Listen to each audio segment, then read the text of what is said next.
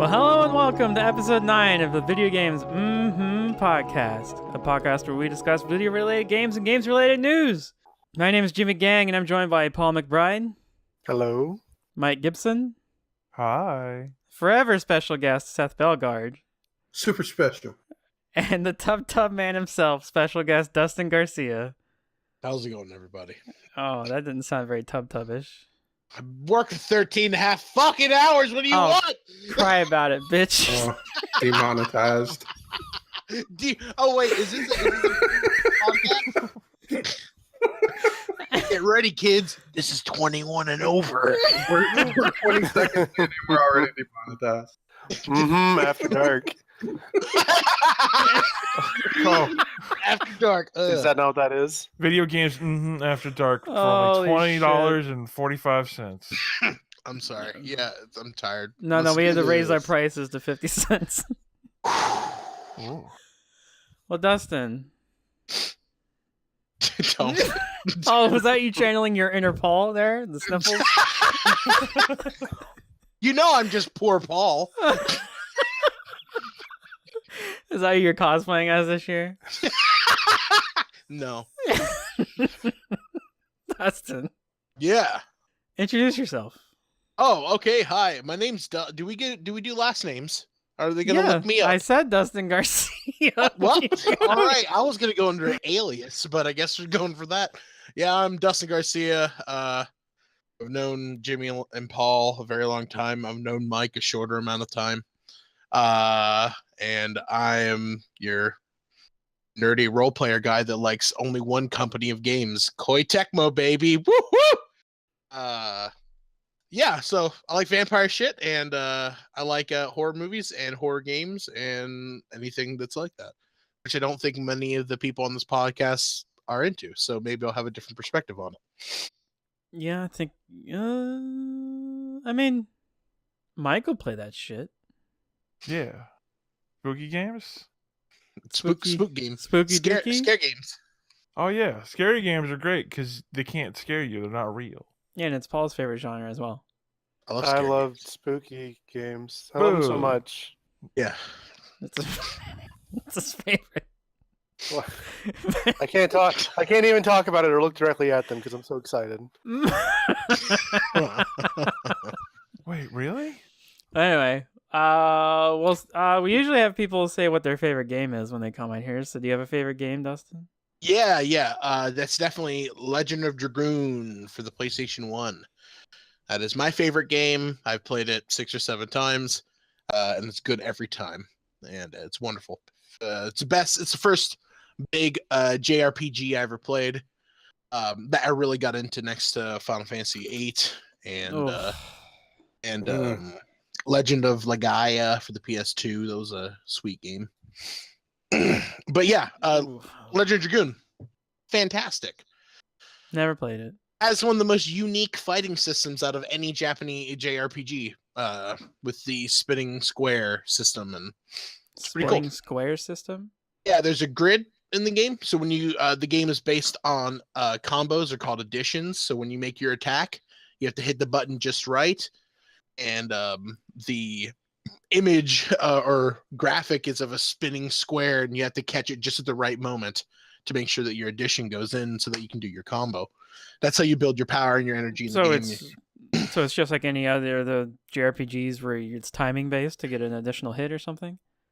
No, I guess you gotta go. I don't know. The addition system is I feel like it's pretty unique. I hadn't played I guess at that time, I hadn't played a system that was based on that, and I can't think of a system off the top of my head that is like that. Didn't one of the old Square games for the SNES have a timing based addition hit? It thing?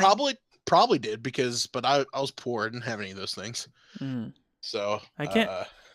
Man, I feel like there Man. was. I can't remember. How fucked up would it be if there was an old Square RPG that had a timing-based thing, and so they put in a timing-based thing based around a square? Oh, got him there. There's a game called Shadow Hearts that came out on PlayStation 1. Not sure where you were going with that, but okay. Shadow Hearts had a similar system with that too, which is pretty cool.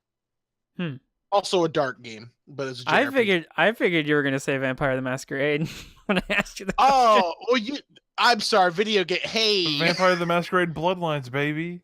Vampire the Masquerade Bloodlines is a great game, but it's by far not my favorite game. Hmm. No? No. Did you play it with the fan mod that like adds all the cut stuff?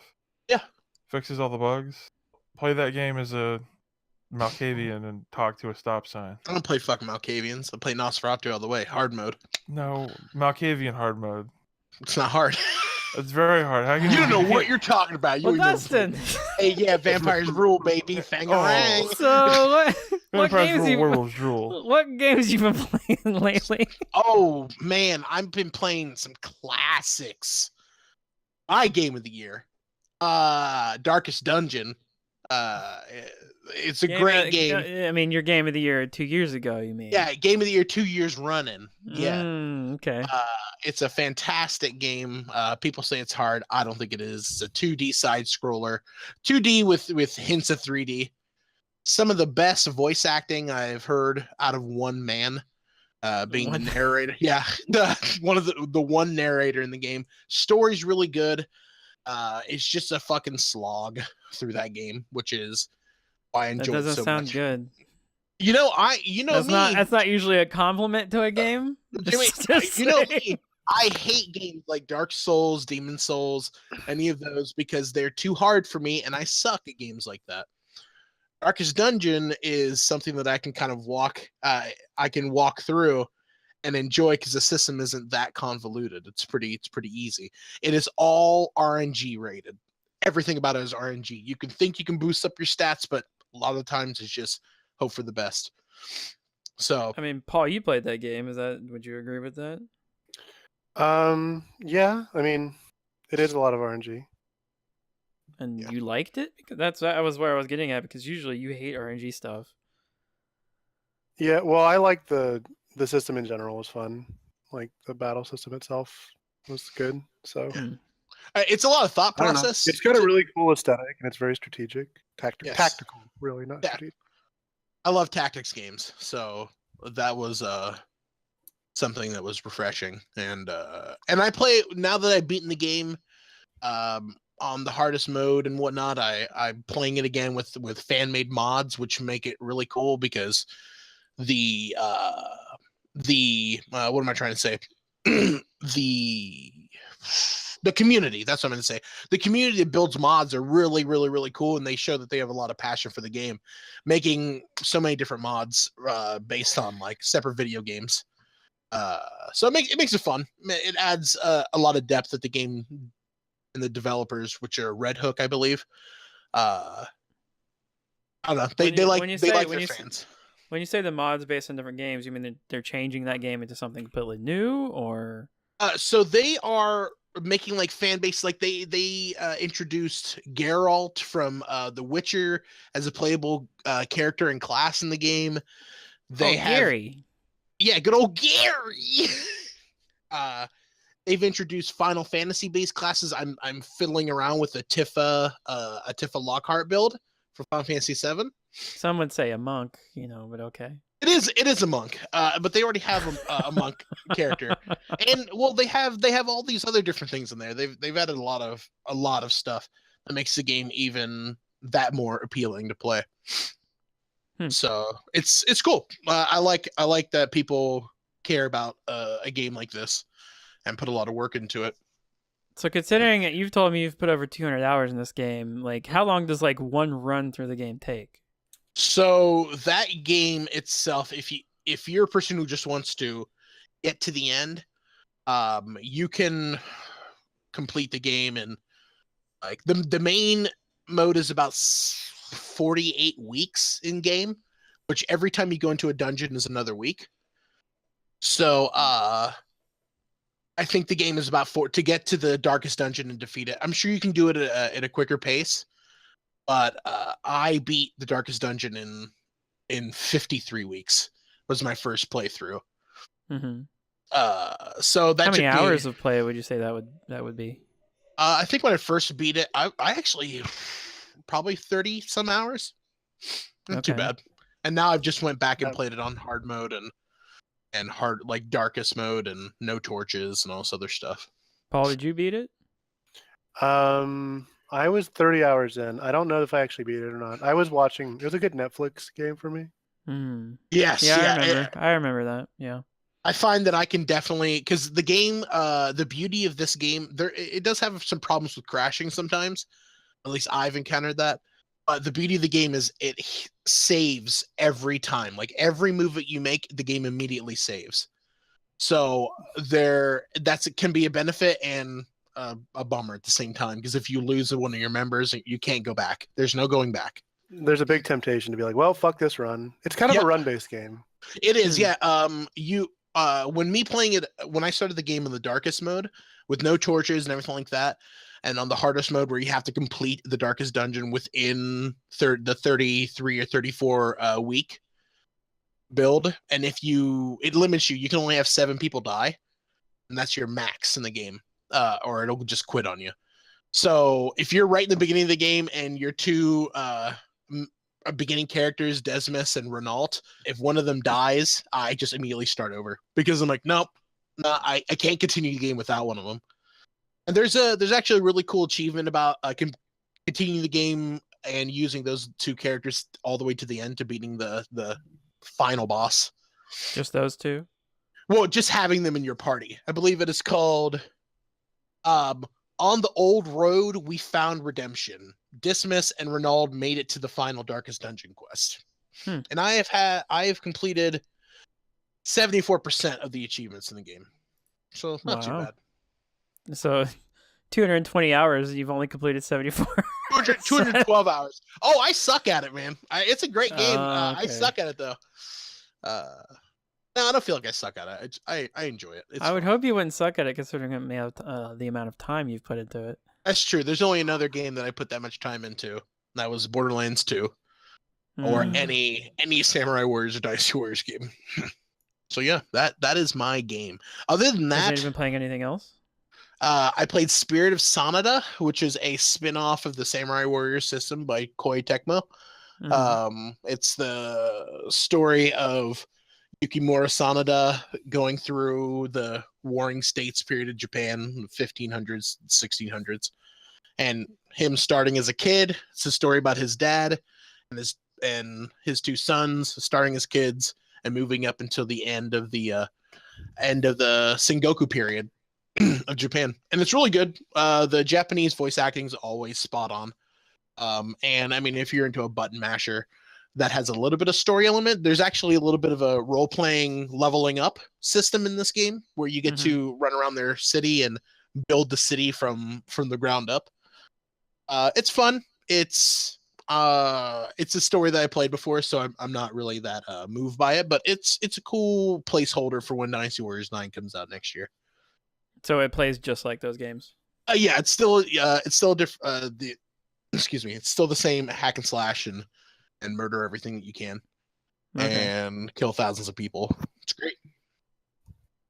And yeah, other than that, just doing tabletop role playing stuff. Tabletop, huh? Oh yeah, roll those dice, baby. Ooh. The original game, my friend. I don't know if I would go that far. Oh, you're missing out. Don't pretend like you haven't dabbled in the long run game. I have, but I wouldn't say it's the original game. It's not the original game. Anyway, so no other video games? No. I played Tides of Numenera and beat that. That's definitely just your basic read a lot. It's a tactics-based game with a lot of dialogue, really good voice acting, and it's centered around the Planescape universe in the worlds of Numenera. So if you've ever played Planescape, that's pretty much a beloved video game series or world, I guess. And Numenera is the same. It just plays off of the Numenera system by Monaco Games, and it's really great. Billion years in the future. How does that translate in terms of gameplay? Versus the tabletop version. It's pretty good. The character building process and the leveling up process is very similar to the video game of where you to the role playing game where you accrue experience points and allocate them once you get to a certain amount of experience points to increase your character. There's 3 classes, and it builds pretty well. Being a big fan of the the tabletop system, I thought it did a pretty good job. I think definitely, I think I was a little more curious about how it played. Like, is it an action game? Is it so the game turn-based? Is it? It is turn-based, and it is tactics, kind of click and move your character where you want them to go. They only have a certain amount of distance they can move, and they also have a certain amount of positions that they can movement or actions that they can do. And so yeah, and the game is, you can fight your way through it with battles and battles and battles, or you can talk your way through most encounters, which is fun. It's fun to be able to build a character that's more talking, but there's some things you can't fight through. So yeah, it's good. You can play it how any other character. I can't think of another game that was like it. Is it multiplayer? It is not, unfortunately. That's the bummer of it. Oh, so that kind of defeats the purpose of what those games should be, right? I mean, yeah, because I don't know. It all goes back to like Baldur's Gate. It's very similar to any of But those even kind of all those games were multiplayer. Well, see, I never got a chance to play them with other people, so yeah, they were Baldur's Gate 1 and 2, and the Icewind Dale 1 and 2 games were LAN. You could play them multiplayer over a LAN network. The last multiplayer game I played that when I was younger was Final Fantasy 9. So not really that multiplayer, but multiplayer enough. Really. Yeah. I say that was probably. I'm assuming it was just like 6, where you could just have somebody control one of the other characters during battle. Yes, exactly. Okay. All right. Yeah, it's fun. Check it out. It's not on sale, so I wouldn't buy it. Well, there's a Steam sale right now. I don't know. It's true. Yep, that's me. That was me in a nutshell. Ask me about vampires. I'll tell you about it. I mean, no, don't like that. I don't know if we have the time for that. But you don't. How about we already run long. I mean,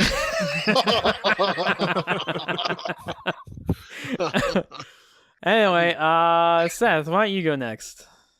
All right, what you been playing? You've been playing a lot of stuff. Like, for me, yeah, definitely. I've been playing a lot. Let's start with, I guess, the New Horizon, because that's the only one out of what I've been playing that I've actually completely beat. So I picked up Horizon. Yeah, I picked up Horizon Frozen Wastelands and completely finished all of its shit. It was super fun. Really good expansion. What'd you think of that game? Dude, I've heard you've been playing this game. I beat Horizon Zero Dawn. Did you? Oh wait, did you really? I did. Oh. I have it sitting here on my PlayStation, getting ready to play. I really want to play it. You should. I hear it's good, but it's a quick game. Like, it does the. Dude, I've got 70 hours in it with the expansion. Okay, that's not bad. I have collected every collectible, done every quest, I'm completely done with the game. There's absolutely nothing I could do in it. So I'm really curious to hear this argument, because we have two ends of the spectrum in this game. Okay, so what you got, Mike? I didn't like Horizon Zero Dawn very much. Really? To be fair, I went into it knowing, this is going to be a big open world game. I don't really want to play a big open world game, but I want to play Horizon. People say it's good. The parkour stuff, she would get caught up on stuff. Mm-hmm. I had Aloy fall off ledges that you would think she would not fall off of, because it was marked as, this is the climbing path, this is how you climb, and sometimes she just would not grab the next ledge and would fall. I don't think I've ever fallen off of a cliff. Oh, I did. Yeah. I noticed, I think they turn off fall damage whenever you're going into a ruin that's got an elevator shaft you have to climb down in. Mm-hmm. Because I noticed 9 times out of 10, I would just run over the ledge, fall down the shaft, and take no damage. But if I were to fall from that height anywhere else in the world, it would have hurt me. And so part of me was like, maybe they just turn the fall damage off in here because they realize you're just going to run off this first ledge because it's real hard to get her to stop when you need her to if you're just kind of sprinting down these hallways. Now, I've died down an elevator shaft before because I forgot to press, what is it, square at the right moment. Yeah, I've died on an elevator shaft. Maybe you've just got a buggy-ass game. Maybe. I don't know.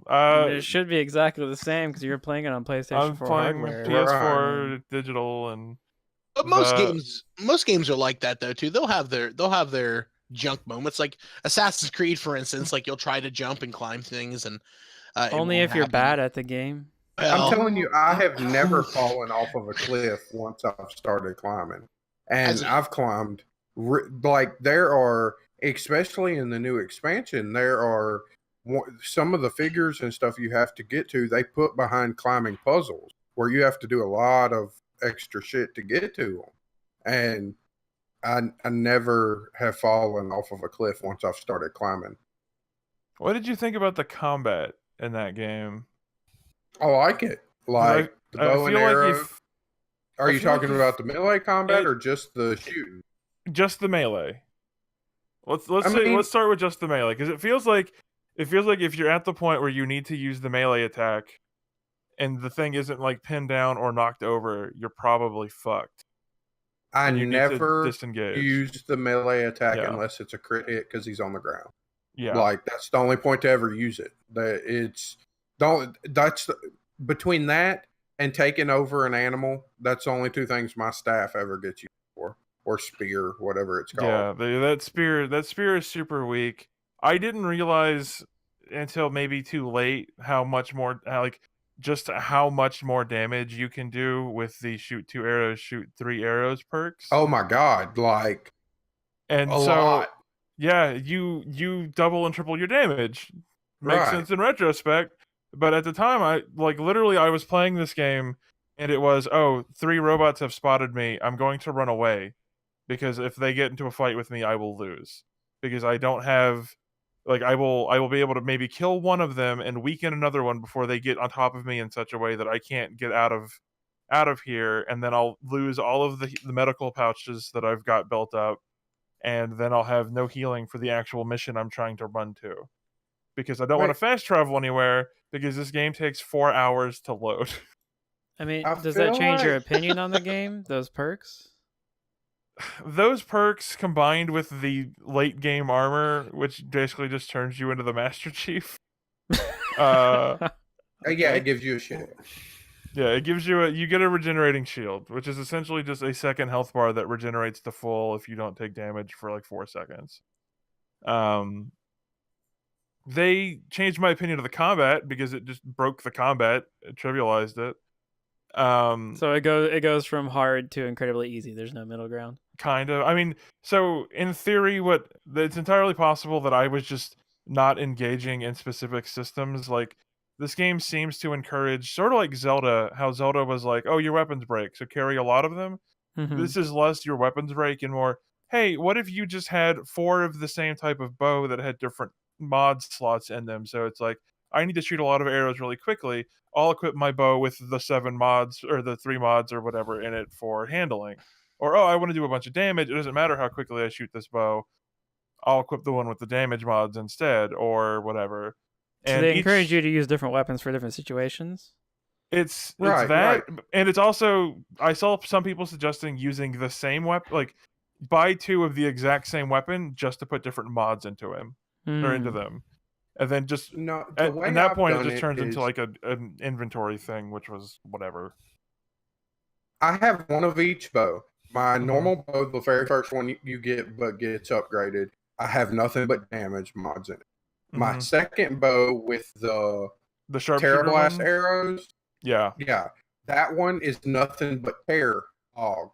So that bow is simply to get the components off of the monsters so that I can switch to damage, so that I can hit their weaknesses. And then the last one I pump up, normally whatever element of what part of the area I'm in, I'll change mods. Because like you'll get into an area where you're dealing with more monster ice and fire, things like that. So that's what I do. I never really used handling. I wasn't really worried about speed, and I I mean, even before I started using uh the triple shot and double shot, I never had an issue with getting overrun. Like, are you using the weaknesses on all the monsters? Yeah, I would use weaknesses. I would shoot crit spots. I would blow off armor pieces. It was just a matter of, it felt like sometimes I would get stun locked. Like if I'd get hit once or twice, and then half my health would be gone because I'd get caught in a couple hits or whatever, and then I'd have to heal that back up and then run around and stuff. But I don't know. I finished that game because so Paul also played Horizon. He got to Meridian and then stopped. That's true. Which is actually, it's where the game kind of starts, honestly. Oh. Like I was doing side quests and everything up until I got to Meridian. I got to Meridian and I said, you know what? Fuck the bandit camps, fuck the collectibles, fuck all these side quests. I'm gonna do the story. Because at that point I was already like level 27 or 28, and all these story quests were like level 12. Because I had gotten like the full clears on all the hunting challenges up until that point. I had gone and climbed all the tall necks and stuff. So I'd kind of even over leveled the content I was in. So Seth, I have a hypothesis on why you think Horizon is so good. Okay. And tell me if this is correct. He wants to yiff with some robots. He doesn't play open world games. some robot animals. Oh no! Oh my god! Why did you said that, and it reminded me of the story. They give a story reason why the fucking animals, why the robots are shaped like animals, and it's the dumbest fucking reason. Shut up! I haven't played it yet. I want to be. Oh boy. You know. Seth, I thought it was satisfying. How many open Sexually. world games in that kind of style have you played? Are you talking like Skyrim and Breath of the Wild and things like that? Any open world game where you have to do stuff like combat How many Ubisoft games like have you Far played? Cry? Yeah, how many Ubisoft games have you played? Yeah. Watch Dogs. This was his Far Cry 3. I've played all the Assassin's Creed games, and I really enjoyed them up to Black Flag. I played Skyrim. I've started playing Breath of the Wild. So I mean, I've played quite a few open world games. This one felt more similar to the Assassin's Creed games than like the Skyrim style. It felt like you were in an open world, but it wasn't that open. It was different little sections that you would take care of quests in each area, and you could teleport pretty much everywhere you wanted to go with fast travel. So it's not like it was a lot of traveling or anything like that. I assume that you enjoyed the combat in the game. Like, did you enjoy the weapon switching and the, I enjoyed the weapon methodical switching. I enjoyed the crafting, the ammo while you were going, the dodging, all that. You could hit. How about the stealth? Did you like the way they handled stealth in the game? Yeah, every bandit camp I took out without ever being seen. I would just sit in bushes and snipe them in the head. Like that, I really enjoyed it. You're not alone. I think Mike is the minority opinion on this. It's just I probably am. I mean, hey, I can see why people like the game totally. And like I said, going into it, I wasn't really in the mood to play an Ubisoft game. It's an Ubisoft ass game, even though they didn't make it. I liked the stealth a lot. I got that perk that like when you sprint, it's really quiet. And so I was literally just running up to dudes in bandit camps and one-shotting them with the stealth takedown. And then running to the next guy. That felt pretty cool. And then whenever they would see me, I would slide and slow-mo headshot them and stuff. Yeah. I think it was just I didn't really enjoy the like, okay, this is this type of this is this robot. Shoot off these things so it can't use these attacks, then blow off these armor plates, then freeze it so you can do triple damage. And then afterwards you can use its weakness here to make this happen, and then okay, we got all these parts. All right, cool, let's move on. I mean, the only monsters you should ever be freezing though to deal with are Thunderjaws and the ones in the new expansion. Nothing else was hard enough to even worry about going that detailed into how to kill them. Like You know how normally I would kill like the saber claws or whatever they were, the tigers. The tigers. You know how I'd normally kill all them? I'd set up a bunch of traps in front of me and shoot one in the face, and it'd run to me and just die at my feet because it'd run through all my traps and just die. Yeah, Like, when I started using, I think it's the rope caster, that thing where you put down 2 edges and it'll like explode or lightning. Yeah, that's the trip caster. Yeah, that thing. When I got that and started using that more, I started to enjoy the combat more because I could set up those like, okay, I'll position myself here, put these traps along the way, get a couple shots off, and it'll run into me or whatever. Now, And were you using bombs and the sticky bombs and all that as well? I think it was the blue sling, so it didn't have. I don't think I ever unlocked the sticky bomb weapon. Okay, so you never got all the weapons even. No, because at some point I was like, should I save for this armor? Because there's so many different types of armor. Do I need the armor that's got all the resistances? Do I need to specialize? All this stuff is super expensive. Should I get this stuff for the weapons, or I don't know, and I didn't know where to spend the money, so I ended up kind of hoarding most of it. You had money issues? You're shooting your money, right? You say not. You do. It's less money issues and more trying to decide: do I want to spend these parts on this stuff, or do I want to spend the parts on this other stuff? Isn't that a definition of money issues? It's less the shards and more the because you have to give components up too. Oh, okay. And yeah, you have to farm the hearts. Yeah. But dude, I've got like 10 or 15 of every heart, and I've got like 30,000 shards. Sounds like you enjoyed killing things more than Mike did. Yeah, it sounds like you didn't run past as many things as I did.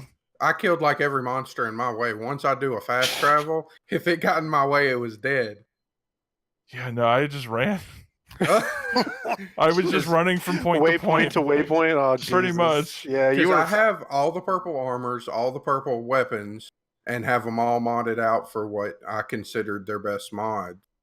And the armor's kind of worthless because once you get that power armor, it's the rest of it's kind of dumb. I still buy it all just to have it, but it was kind of worthless. I wish you could pick which of the purple armors you could put that power armor on top of. That would have been really cool. That would have made it a whole lot better because it even tells you in the description that Aloy weaved this into her previous armor, her original armor. Right. If you read on it. So to be able to have weaved that into the other sets would have made it, I think, a whole lot more customizable and enjoyable in the armor aspect. But yeah, man, the weapons, did you use the rope caster where you can tie the monsters down? Like if you are getting overrun, you can rope cast one, tie him to the ground, kill another one, and then come back to the one that you've got tied to the ground like a little cow? I had the first tier version of that, like the gray one or whatever. And I just forgot it even existed, so I never even looked to buy like a better quality version of one. Especially because I bought it, went to the hunting grounds trial that was like rope down these whatever and shoot them in the stomach, and then I did that and used up all the rope I ever had. I used up crafting more rope caster ropes, and so I said, well, I'm never hunting again, and I'm never using this again unless I need to. And so I use it on birds and stuff, but. Right. Well, see, the stronger the rope caster you got, the less shots it would take to tie a monster down, so the less rope you would use. So that's why if you were using such a weak one to tie those, I think that was chargers you were probably fighting then. That big sounds bulls. Right. Yeah, the big bulls. Yeah. I mean, that'll make it feels like you didn't like the game because you skipped a couple of the things that made the game more enjoyable, is what it really feels like. Like I said, I open world fatigue as well. Yeah, there was definitely open world fatigue, and that I didn't want to do everything, and it felt like it was like, okay, well, I don't actually need this stuff to do the story, which is what I wanted to see and do anyways. Right. And then getting through some of that stuff, I hit some other walls that were just like, okay, well, this is now maybe slightly more frustrating because I don't have this or I don't have that. I think the story. Oh yeah, I could definitely see that game being horrible if you didn't have all the different weapons and things to make it much, much more enjoyable. But okay, take everything out and just say you when you started the game, you put it on story mode, so that combat, everything's real easy, and you were just there for the story. What did you think of that? I wish it wasn't so clearly set up for a sequel. It is. Like I said that I wished this expansion was gonna. I told Jimmy the other day I wished it was gonna expand on the story, because this game just almost didn't feel complete. It is so set up for a sequel. Totally. And even there's stuff near the end too. No spoilers, no specifics, but the scene that plays either after the credits or right before the credits, with a character that also shows up in Destiny. I was like, why? Why did you leave that there? Why did that happen? It's so clearly like, oh, come back in Horizon 2 to discover the truth of this character's actions. And when this game came out, that's like the total opposite of what I was hearing from people that were finishing it. Like, yes, they said that a sequel was definitely coming, but they also said they felt like it wrapped up itself in such a way that they were very content with the ending. I don't know. Can I do a little bit of a breakdown without getting too spoilery for y'all? Would anybody be upset with that? Like, you're going to play it soon? And like, how spoilery are we talking? Like, just a little bit of what the AI that controls this world, how it works. Oh, that sounds like it's that sounds like it's a spoiler in itself. No. Thanks, Seth. There's an AI that controls everything. Like, okay, look, he just wants to explain the rules of the Matrix that Aloy lives in. Okay, it's not that. Listen, okay. Obviously, if Dustin something is making robots and robots are just appearing in the world, I didn't know if they were all already there. I didn't know if they were wild. I didn't know. Man, that's not really a spoiler because I got to that. Because it's talking about what are they Well, called? it's a spoiler if no one's played it. No.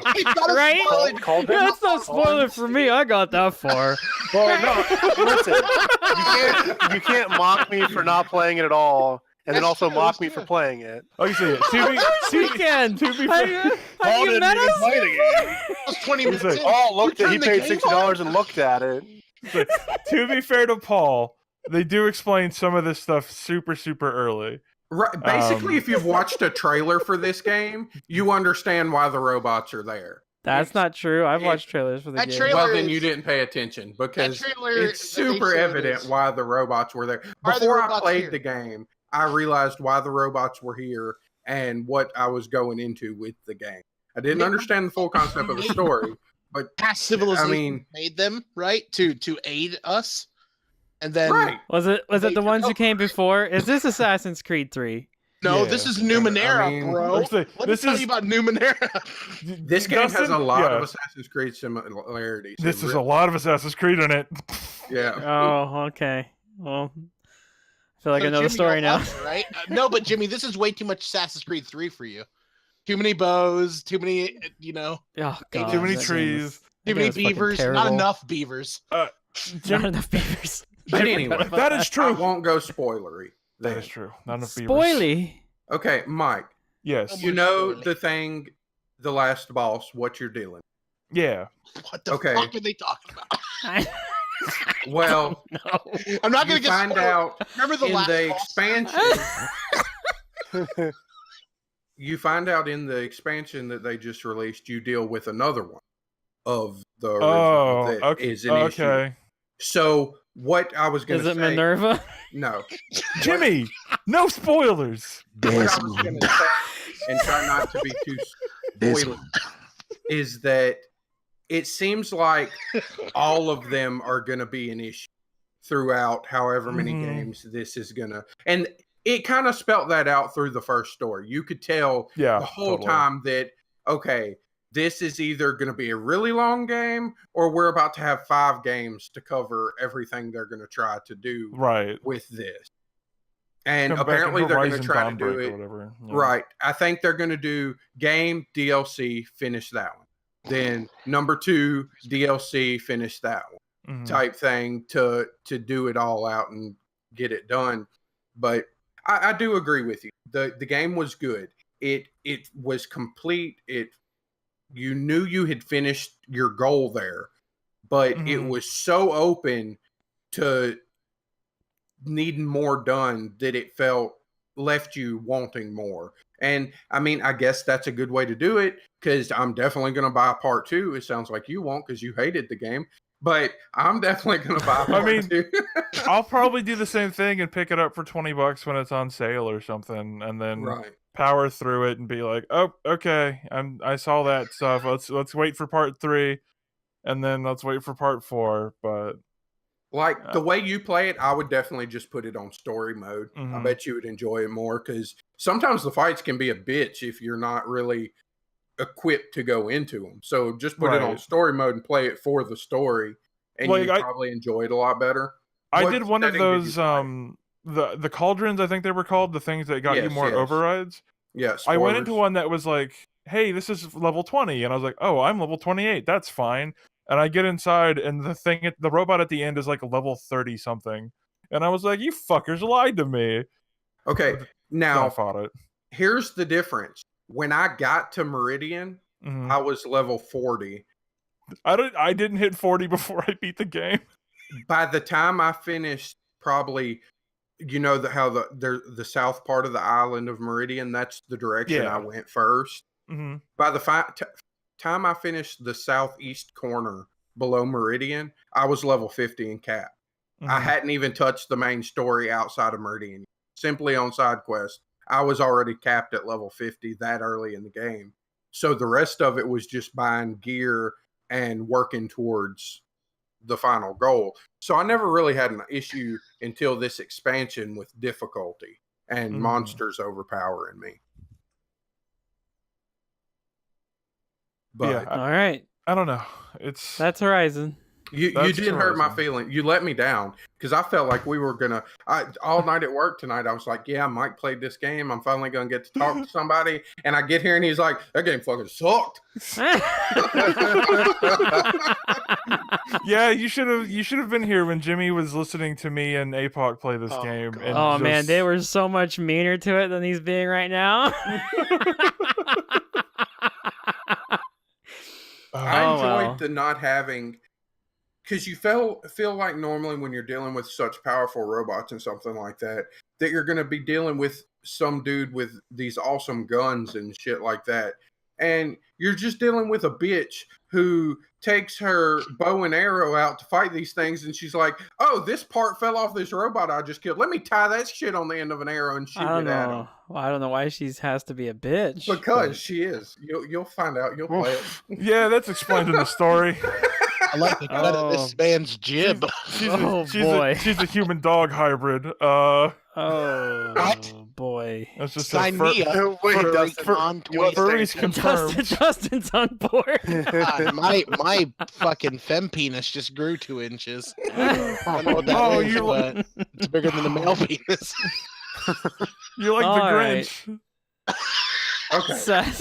So that's that. Let's get off this, because I'm depressed now. Have you played anything else? I got a Switch last week. Switchblade, dude, be careful. Yeah, I cut my finger.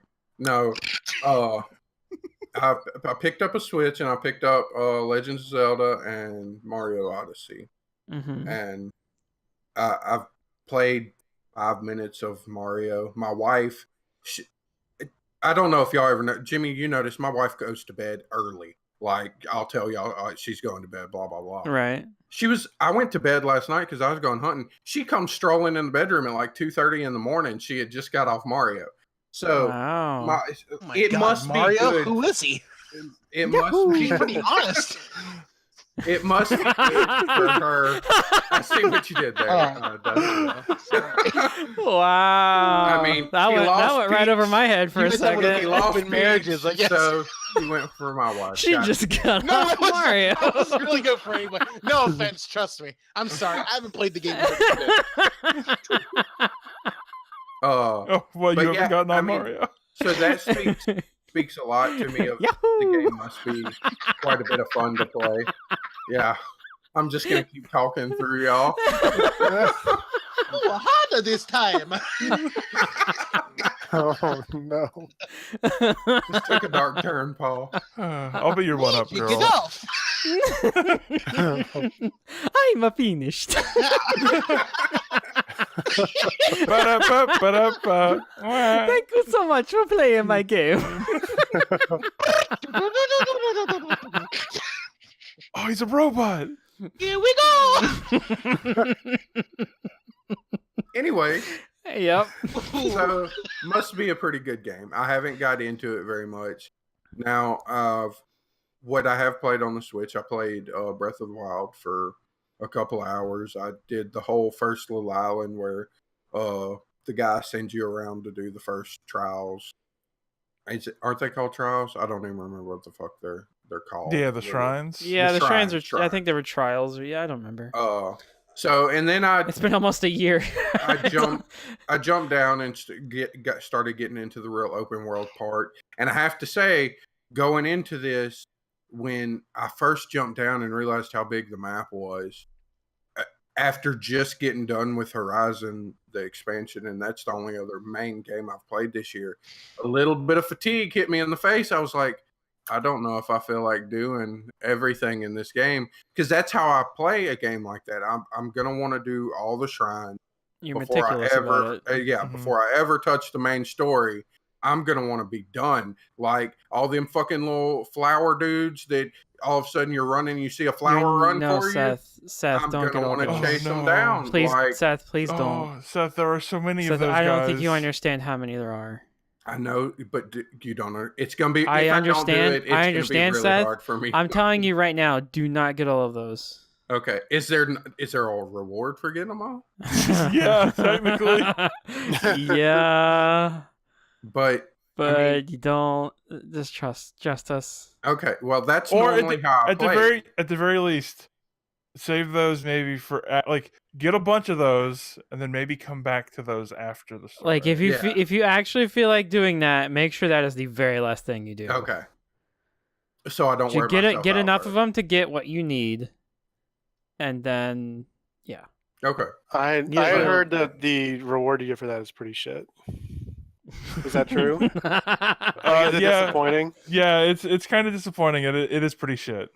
Ugh, Okay. Jesus. Okay. well, normally, like, and it kind of overwhelmed me a little bit. It honestly feels, I don't know, I haven't got deep enough into it to know. Y'all have, I'm sure. It feels much bigger than Horizon did when I got to Meridian and saw how big the map actually was. This game feels like I'm about to delve into something much, much bigger than Horizon was. I mean, it takes about 100 hours. Mhm. Well, that's almost double what I've gotten. God, I've got a lot to do. Good thing I can take it to work. I mean, if you want to get all the shrines and stuff, it'll take you about 100 probably. It'll take you Okay. twice that if you want to get all those Korok seeds. Maybe more. Yeah. There are some issues I've already had. I don't like aiming with the bow. It feels kind of but I Are you don't using motion controls or the joystick? I was using the joystick. Can Okay. you use motion control? Is Yeah, it you better? can. I wouldn't recommend it. but- Yeah, I use it's the on by joystick. default. Yeah, that's why I was curious because you have to turn that off. I'm wondering if maybe you have it on and don't notice, and that's what's That's making Why it you're like, wonky. why does it Amos- keep shaking on me? Yeah, I'll have to go look at that. yeah. But Try I'm turning that off. I'm definitely finding with the Switch 'Cause that I didn't think the bow was that bad. I'm not as big a fan of having the Joy-Cons attached to the portable screen. I feel like it's too wide. It's not as comfortable to me. Amber said the same thing. She's been playing. Mm-hmm. She doesn't like playing. She likes playing it on the TV with the switches in the little control. Not the switches. The Joy-Cons in the little holster for them. Mhm. I haven't I'm the got my Pro minority. controller. Yeah, Paul's the one here who I'm the exclusively minority. likes to play it mobile. I play it almost entirely handheld. I mean, what I'll probably do at work is buy one of those little docks that it'll sit in and bring my controller to work with me and play it like that. I mean, it has a little kickstand. I mean, you don't. Have to I don't do think that. I would ever use that kickstand because I feel I like have. if I look at It's it, it fine. would break. Yeah, It's fine. I've used the kickstand because I'm Yeah. in a similar situation. I hate using it with the Joy-Cons attached to the screen. So if I'm Yeah. ever out like that, I will just set the Switch up and then pull the Joy-Cons off. That's what I did at work when I was playing Zelda at work. I would just put the Switch on the table, and bring the little Joy-Con attachment with me. Yeah, so I'm probably gonna do that. But I'm enjoying it so far. The artwork's really nice in the game. The music isn't the best Zelda music I've No, run it's into so not. far, and I'm not even very deep in. Is this the first Legend of Zelda? Well, you've where heard the half. freaking You've heard weapons half the break? music already. Oh, that's I mean, there's not much music in the game. like That's one of my biggest gripes with it. yeah. I like the encounter music when It's okay. Yeah, I thought When the the, music that was there was nice, and they used what little music was there. I thought they used well. It just it's Well, a I fun I can't can't one. even. even- If I you can't heard even. it right now, I can't you even would- agree. I can't even agree with that. I really didn't really like the music that much. I thought it was fine, but nothing stood out to me, But and that's a problem in a Zelda, I think. I mean, the bigger problem is that it's a Zelda game that came out the same year Nier Automata did, so it doesn't matter how good the music fucking was. I mean, Oh, that's fair. Like, that's not even a thing against Zelda. Like, Nier's No, soundtrack is it's so not. good. Nier soundtrack is top notch. it's at least the second best soundtrack of the year. Bullshit. Paul, I can truck with you on I can know. truck with you on a lot, but I'm not going to truck with you on this one. I know. You want to No go for one best song? Maybe not even that. Also, but still no. There's no way. that's a We good should song, do it. though. We should do a best song yeah, with best soundtrack. I That'd can't be, pick one from Nier. Are you kidding me? It'd I'll be have to pick one tough. from another game. It's the only option. All right, Rivers of the Dry Land. Let's go. All right, yes. Destiny 2. Oh yeah, this is the Destiny 2 intro, so that does not follow your sound fucking settings. So it's. Anyways, I like Destiny's 2 soundtrack. we're talking about Zelda, I think. yeah. Yeah. So I absolutely hate when I'm fighting a monster and my freaking weapon breaks. I've never dealt with this in a Zelda game. Why is this some new thing? It's Yeah. so stupid and shouldn't be implemented in the fucking game. It almost made me Whoa. stop playing on the first island. Sounds It- How like many pissed minutes me- have you played? Jesus like You might Christ, not. 2 You might not hours. want to play this game, Seth. sounds like It Aerocrafting pissed me Horizon. the fuck off. Ooh. No, You like you might not want to keep playing. I'm not even kidding. in Horizon, it was a new game. I don't mind the new concept. Look, I've played every Legend of Zelda game up till now that I'm aware of, and my shit don't normally fucking break. Why is it Seth. breaking in this game? Seth, is there a point at which you think that a sword's not going to break? I kind of hope the Master Sword wouldn't break when I get Are you fucking kidding me? Everything in this game breaks? Really? The only thing that doesn't break is Yeah. Link's Indomitable Spirit for defeating Calamity Ganon. So literally, you can get Master Sword and it'll break, and there's no way to get it back. No, you Or, keep, you keep Best it. Girl's It, Love for Link. it That one- regens, that one too. but yeah, that too. That's probably my biggest gripe. Like, and if it's that bad, I don't know if I'll put 100 hours in it. I'll definitely finish the game, but I might not do as much as I normally would in a game like that because it's a really stupid fucking thing that they shouldn't have put in the game. I don't know if I would go that far, but I would say I didn't like it either. I can understand, like, shields have always broken, right? Your core shells would burn. Only the wooden shields, ones. They would Right. Only the burn, wooden and shields. like legs Yeah. could eat them. I Yeah. didn't mind that small stuff, but make us have to upgrade our weapons and shield. That's fine. Don't make us not have an extra weapon even close to the damage we're at and start a fight and the first mob breaks your sword. That's just stupid. I like the system because I think that it encourages you to pick up multiple weapons and switch up your combat style and stuff to use the different things they put in the game. But I will say I think that that's maybe front loaded too much with weak weapons. Right. Because by the time you get through maybe half the, because this is maybe a small mechanic spoiler, but the more shrines you do, the stronger the durability and the stronger the weapons you'll find in the world are. So by the time you've done maybe half the shrines, I no longer even remember that durability was a thing. It was like, I well, wouldn't go that far. well, it's because you also didn't collect every shrine before doing the I did what Seth said. What Seth did with Horizon, I essentially did with Zelda. And I did every shrine. Well, yeah, but you didn't do. Did you do every shrine before you even started the dungeon stuff? Because I seem to remember you were coming back to that stuff. I did come back, but I had done a lot of them. Because I was definitely in a situation where it was like, okay, I've got 6 of these exact same ice spear and 6 of this exact same fire sword or whatever. Oh, and so it's your like, inventory increases. See, I'm guessing. I didn't have. That's I one didn't of have the a similar rewards thing. for I mean, I feel like I had hit. Korok things. I feel like I had hit the near the limit that you're talking about because you only go so far before it's not any better. I mean, I feel like I had at least gotten close to that before I started doing all the dungeons, but yeah, I definitely I did wait a bit, but I did not have the similar thing that you did where you were getting all of those, like a ton of those.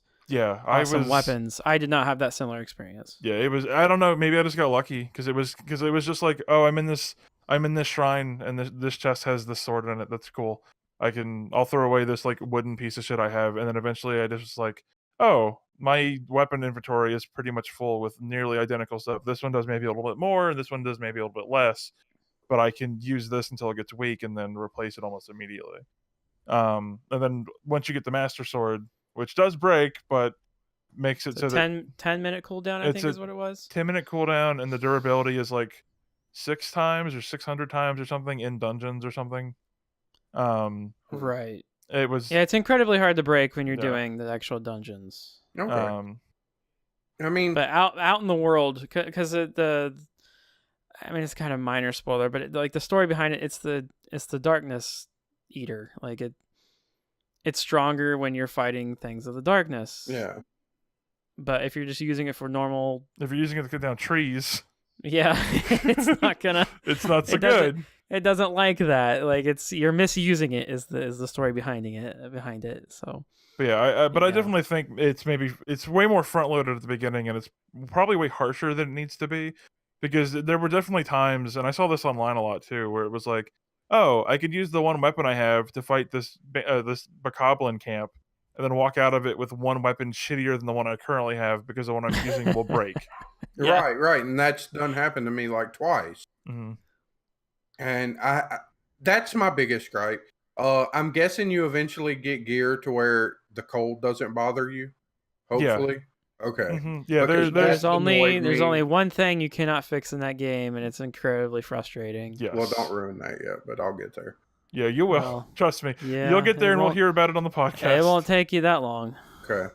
Well, I mean, but other than that, I'm enjoying how the game is set up. I've still got a long way to go, obviously, but please, Nintendo, next time don't put this fucking I'm telling you right now. Before you get further, they're gonna do it again because that game sold gangbusters.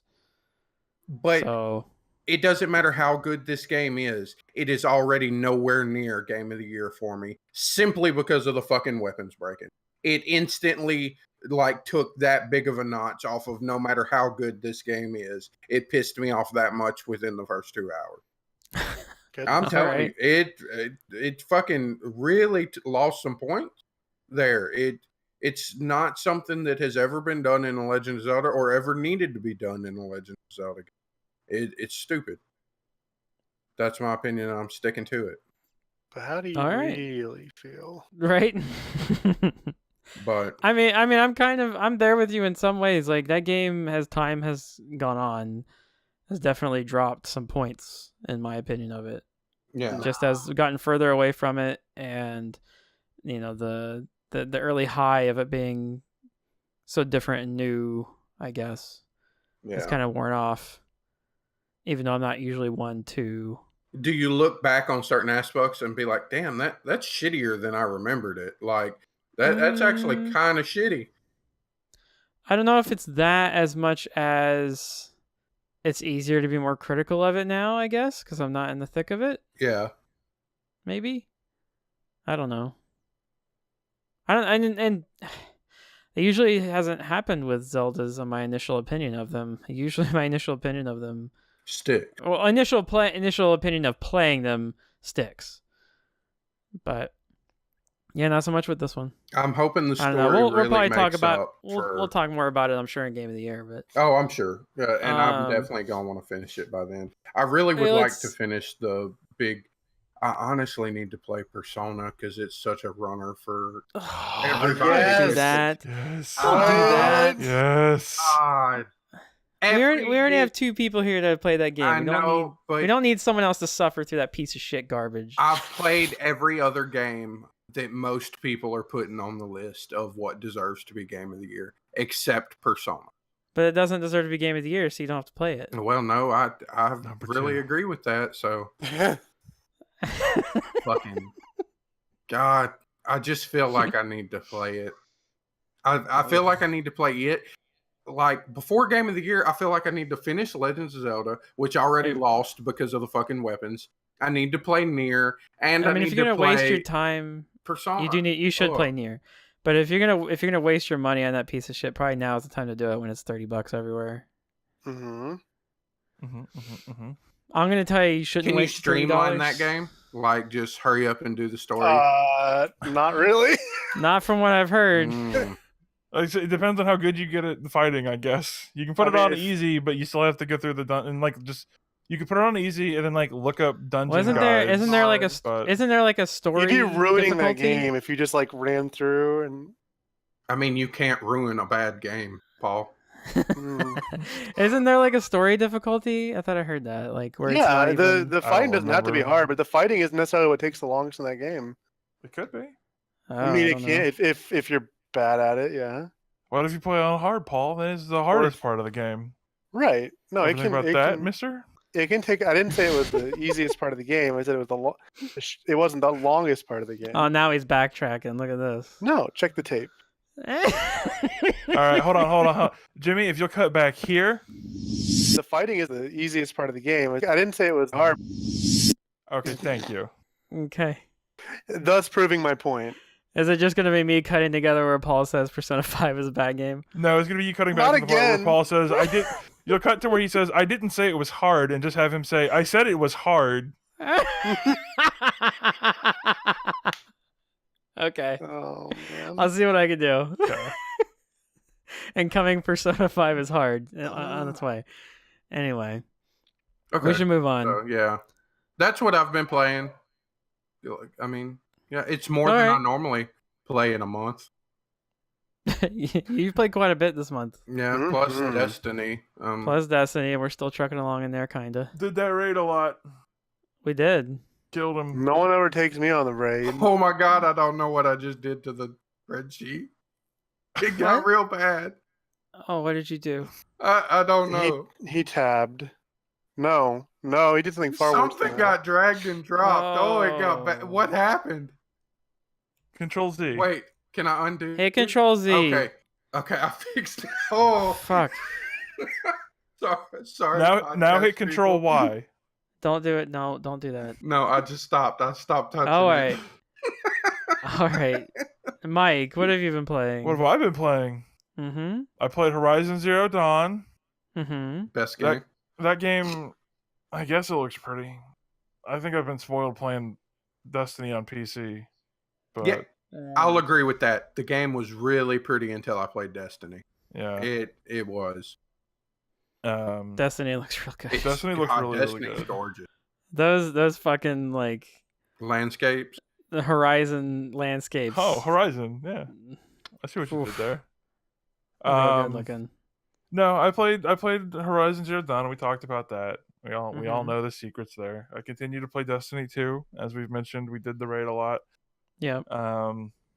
I have started down the road of Splatoon 2. I'm a squid Okay. and a kid, and I'm. But which shooting one are ink you though? All over the map.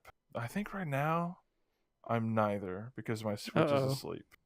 Oops. Oopsie doopsie. Now that game is, for the 45 minutes to an hour that I've managed to play it before this podcast, that game seems like it is definitely going for a style, and an aesthetic that it definitely seems to be trying to hit with all cylinders. Mm-hmm.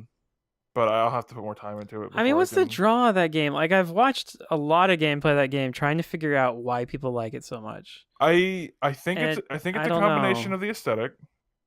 It's a post-apocalyptic game that isn't brown and gray. It's Okay. Good I God, is think- that all they released this year? Is post-apocalyptic games? almost. I mean, kinda. where have you been the past 3 years? To be Yeah, honest? seriously. It rewards you for missing, because if you're shooting at somebody and you don't hit them, you probably hit the map around them, which still gives you points to your team. Mm-hmm. And it's got a lot of the character customization stuff in it that people tend to like. Oddly enough, it's, you know how Destiny 1 had the god rolls for guns? It kind of Okay. has that in this. Really? Because Oh, right, because they added stats and stuff to the guns, right? all the guns and all the equipment you wear have a perk on them that is intrinsic, and then you have 3 sub perks that are rolled randomly. And if you don't get the ones you want, you just pay a fee and re-roll them, and have to basically keep playing with that piece of equipment to see if you get better stats. Mm-hmm. It's essentially I want to do the Destiny PvP over and over again until I get a god roll, but in Splatoon. And then some Got people it. really like the motion controls for aiming. Motion controls tend to be bad. Right. I will try, but I don't know. But no, that's kind of where I'm at with it right now. I'm kind of exploring it, and I feel like the only people I've heard that comment from don't play shooters. I mean, that's probably true. I will say I've heard that comment from people that also said the Wii was really good for first-person shooters. Because it was as God. close as you could get to mouse aiming on a console. And I can kind of see that. It's way faster to turn around. I can understand the comment, but at the same time, Totally.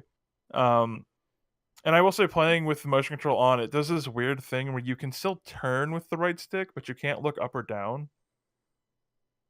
So you can turn the controller to turn, you can tilt the controller to look up and down, or you can use the right stick to turn if you need to do like a full is like 180. it acting like legacy controls, where like you move forward and backward and you turn with the same joystick type deal? No, I don't. Because like the legacy control Right. setup acts like the Nintendo 64 joysticks did, with where you would move forward and backward, but you would turn with the same joystick, and then you would use the C buttons to strafe, and then look up and down. No, I'm gonna say no, because it didn't like when I was not using the motion as much and I was just using the stick basically, it didn't feel any different than a regular third-person shooter. Okay. I think it's really just there so that you can very quickly like tilt and then swipe to the side or something. I don't know. Maybe I've also heard people say it's better for some guns than others. There's still a lot of people playing that game. I was able to get into a bunch of full matches. They just had a big 2.0 patch hit yesterday that added. That's right. It like changed the progression system. You can go from rank 50 to rank 99 now in Prestige, and added a new weapon type and a couple new maps and new customization and stuff. So it's possible there's just a bunch of people back for that, but I don't know. I got into a bunch of games and there were a bunch of messages and stuff, so that was kind of cool. I don't remember if I mentioned this last podcast or not, but I was playing Wolfenstein 2. Oh, right. I finished that game. That game is cool. Play it on easy. It's harder than it needs to be. That's what I've heard. I really want to try and play that game before the end of the year. I just don't know if I can. If you can set aside 6 to 8 hours, put that thing on easy. Is it like a 10-hour or something like that? Something like that, yeah. Put it on easy, just kind of burn through it. Ignore the side stuff because it probably doesn't really matter unless you really care about playing a lot more of that game. But I said, do you miss any of the big moments? You would say no. All the moments are on critical path. Okay. It's just like, do you want armor upgrades and do you want collectibles? And I'll probably wait until I see a deal on it then. And pick I it think up. it's half off in this sale. Oh, okay. Maybe I'll buy it. So, but no, the big game that another little game I've been I've been playing the .hat remake, the .hat GU Recode or whatever the fuck it's called. Oh, I thought you played that for a hot minute and stopped. I have played that for a hot minute and stopped. I intend to go back to it because those RPGs are from a time and place. Right. And having a full-on fake forum and fake email system and fake YouTube to go along with this fake MMO is definitely, it's not something you see a lot of anymore. But no, the thing that I've been putting most of my time into. We should talk about this game. It's called Mario Odyssey. Hey, I have that game. A game in which I have collected 880 I moons. really want to get into it, but there's still a couple people who haven't played it. I think everyone I'm gonna here play but it by Dustin's next month. played it. I said And Seth. yeah. Seth hasn't played it. And Paul has played part of it and is done. Paul so. beat it. He got all the moons. So yeah, I collected every moon in that game that is unique, every bespoke moon, as it were. And let me tell you, some of those moons are just kind of there, and some of them are actually what do you mean? challenging. You mean like they're just fucking? You talk about the ones that you just kind of grab out in the middle of the open? Yeah. Okay. There's those. There's the ones There's where a it's bunch. like, oh, my controller's vibrating. I'll ground pound here. Hey, I found a moon. Speaking of which, I've been looking at Switch Pro controllers because they put out that wired one for $30. The red one at Walmart? Well, those aren't pro controllers. They technically are. They're wired Pro controllers. Do they have the same tech and everything in them? No. Okay. But they is are that what you want branded. for Christmas? Can I do that? Is that a good gift? No, and I'll tell you why here in a second. Those controllers. Don't worry about it. Okay. Well, you're getting a $29,000 pin. Calm down. Those controllers don't have rumble in them. I was wondering about that. And I do not know how you would be able to play Mario No. without rumble. There's so much rumble needed for that fucking game. 100%. It's been a long time since there's been a game that requires rumble like this that. does.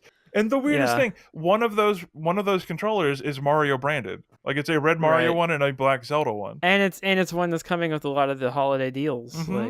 And I don't know what they would do if, like, I have no idea. Does they make an audio cue or something? Because there's no way. Because there are so many moons in that game that are predicated no, on. It doesn't. I turned Rumble off because I was playing it portably, and I don't like having Rumble on my portable. Oh, you're and fucked. One of the early things is trying to teach you how to do the vibrating thing. I couldn't figure that puzzle out forever because you didn't have. Well, I mean, I was like, why? What am I looking for?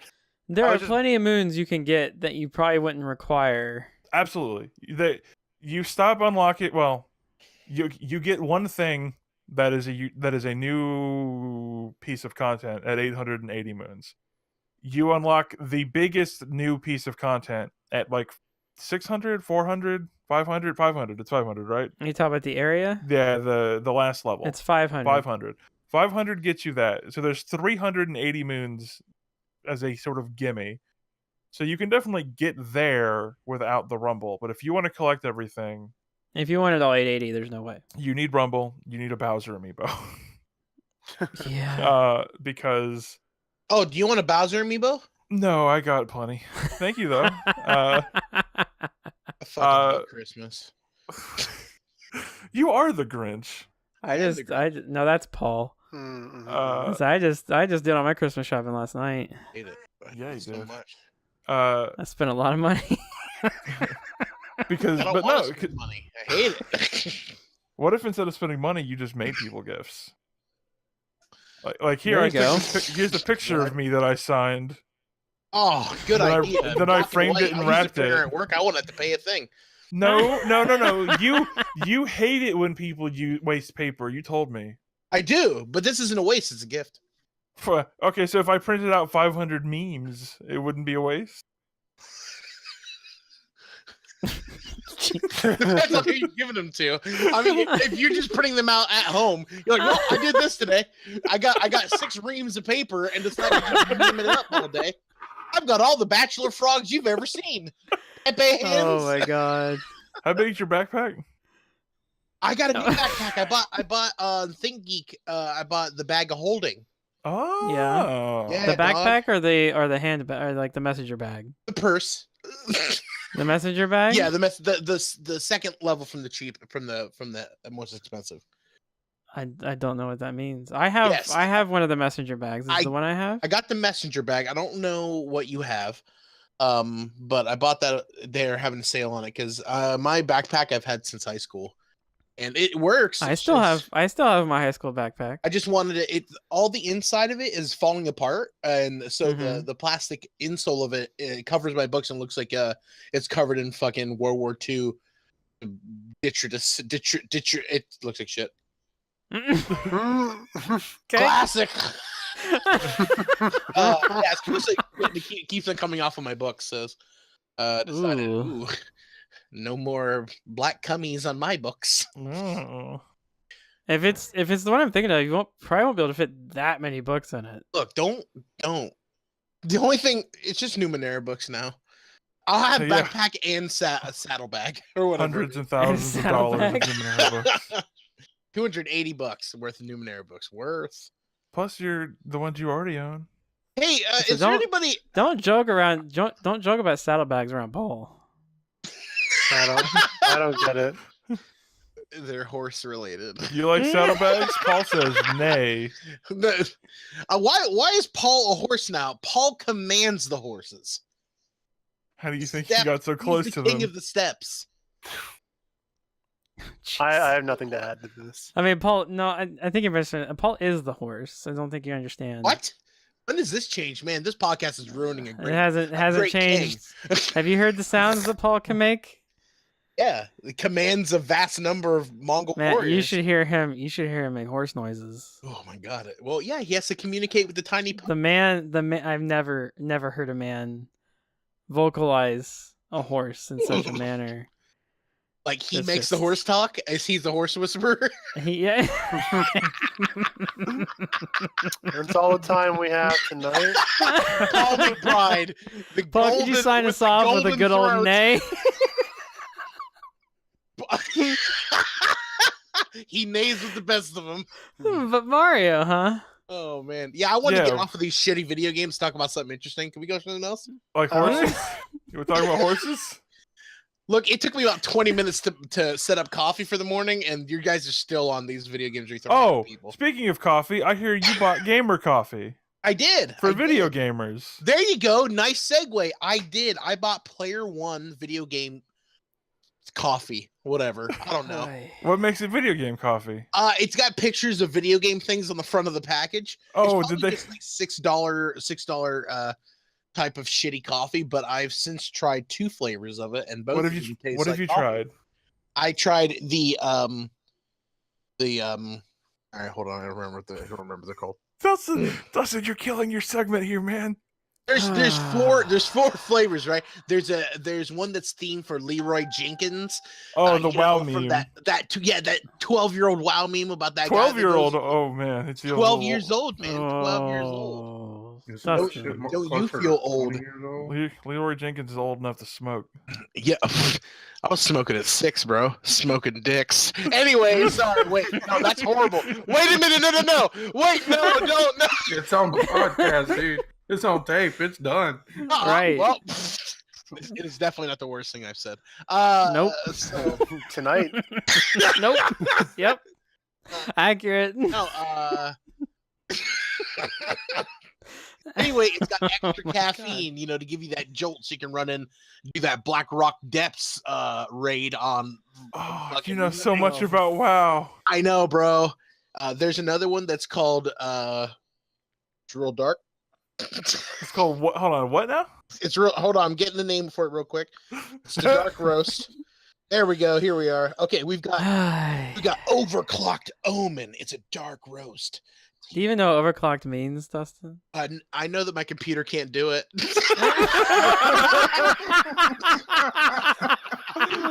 All Fuck right. you, man. I know what it That we're good. Dustin, you have saved this segment. There you go. Toasty, versatile, addicting combination of Central and South American brews. Wait. Beans.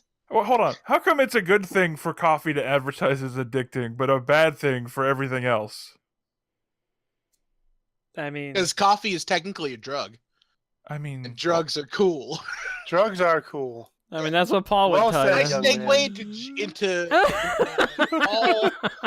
Anyway, I tried Jimmy's favorite, God's Gift to Gamers. He's a very religious man. Who, God? Yeah, and Jimmy. Which one came first, Jimmy or God? Oh boy.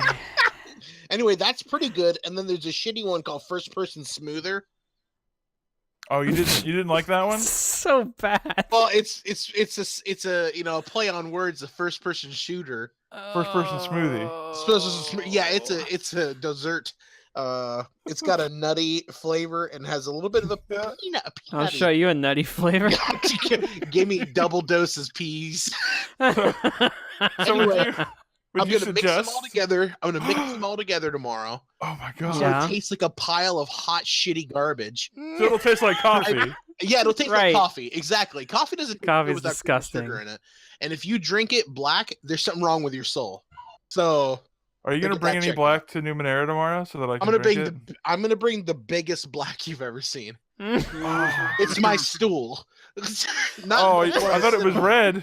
Yeah, I'm going to the doctor. No, if it's black, it has red in it.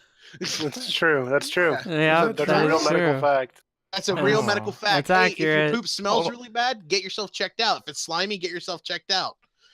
Hey, Can I- if your poop isn't right, you're probably dying. I thought we were talking about video games. I When need to did go we look. get on poop? We're talking about We shit all video knew. games like Mario Odyssey. Is that what Oh, I need to go to the doctor. I'm sorry. I heard it's. Is it really good? Is it Mario Odyssey really good, guys? Again, I'm the only one who fucking No, hears I heard Mike it. when he says things. Here's I need rape? a doctor. What happened? What did you hear? It's fine. To It's answer fine. your question, Dustin, yes, Mario Odyssey is pretty good. I think it's probably better than your coffees, considering you don't like 2 of the 4, Right. and they That's were not probably true. I've only overpriced. tried 2 of the 4. Oh, okay. You didn't like the smoothie one then, right? Oh no, I didn't. I did not like it. I thought it tasted like coffee. Okay. You said it tastes like shit, but okay. I've Yeah, had coffee- two Well, that different just means it people. tastes like coffee. Coffee tastes like shit without cream and sugar. It's not worth drinking. Got to put a little ice cream in there too. Yeah, you got the best form of that coffee or hot chocolate. Don't bring Nick Ash into this. I miss him. Trench foot. But no, I've had 2 different people tell me that I picked the wrong of the 2 games I bought with the Switch to play first. They said Odyssey It's Zelda Uh, good. U. I heard that's really I would good. almost say play Zelda first and then play Mario because it's a better game. I would almost say you did probably pick the wrong one because you just finished 100%ing fucking Horizon. Yeah. And yeah, in that example, yeah, I would agree with that. Does the Switch have Onimusha, the first game? No, but it does have Disgaea 5. Well, those games are all the same though. So, Right, so it's basically the first game. oh my god, you're so right. Yeah. Hey, if you want to hire me for weddings, I'm available. What are you gonna do? It's not a joke. You're right. What I bring to this game is video game facts. I'll do anything. You need somebody to throw flowers, I'm your man. You Yeah. need somebody to sit on, I'm your man. You need somebody to officiate, I'm your man. Kiss each other or whatever. You're done. You're married. You're done. done. Go. Boom. Lick- And there's a lick- God lick in each me and other's everyone else fingers. here. Did Go you at just it. Go ask get her. Dustin to Go give me sit some on my lap? cake. Oh, I'd let Mike sit on my lap any day of the week. I hope it's red velvet. Sits next to me 2 days out of the month. Oh, that's soon. Soon 4. Wow. Is it? Oh my god, it is gonna be 4 days out of the month. Mhm. Maybe even 6. Oh, wow, you're throwing in some fucking crazy shit. Math, dude. Good segue out of Mario Odyssey. Well, Yeah. Playing games, our favorite subject on the podcast. oh yes. And we're not talking. I know So Mike's Paul. excited. I know Paul's excited. So Paul, The what other have you game been I've been playing this month Yeah. is a little game called Numenera. Woo! And Dustin So runs it Paul. for me. So Paul, yeah. Yes, Jimmy. so what games you been playing this month? I've played the Mario game to some extent. Yeah, I've you got them played all. So I mean, that's not some extent. Pretty much all of them. I'm Mario pretty sure. games? Um, My God, Paul, awesome. Yeah. He's a collector or something. collector of the Marios. Uh-huh, I played some more Destiny 2. a little bit. To some extent. You're gonna notice a trend here. I think I was playing City Skylines last time I was on the podcast too. Was I? I don't know. I don't Okay. know. That's a new development. That's a new I don't think development. so. Yeah, There's a you've, game I mean, that it's not a came new. out- It's not a new development. you've like redistricted your time such Oh my god! Don't talk about districting. that your I'm gonna have Paul to get go. rock hard. your I'm gonna have to sewage go. has backed up and is overflowing out of your mouth. I did experiment with dams recently. Yeah, you did. No, Damned if you do, damned if you don't, if you know what I mean. I do know what you mean. Dental dam, if you know what I mean. No What? need. Natural disasters DLC, if you know what I mean. So yeah. Anyway, so So you've been playing City Poop Lines. City Poop Lines, which is a city building game. It came out like I think a year after SimCity 4, 6 or years not ago. SimCity 4. Mm, after- I think it's 2 to 3 years old at this point. I think it's 3. It came out after the SimCity debacle. Of But it was 2016. quite a EA bit after hosted. that. It wasn't right after that. 2015. It was about a year and a half after. Right. 2015. Anyhow, That's it's a pretty good looking game, but it's basically what everyone wanted out of a city builder after SimCity came out, because people were like, "What the fuck?" Oh, it's got that 4-player co-op? No, it does not have the region based stuff. Oh, Which then it doesn't have nobody- everything. Nobody wanted that. Listen, Oh, it's got that cheetah speed? I'm not. It came with cheetah speed from the start. It did have to get patched in later. That was a fucking train wreck. Anyway, Yeah. It came with a night and day cycle I DLC? knew you were gonna do this. No, the day night cycles DLC.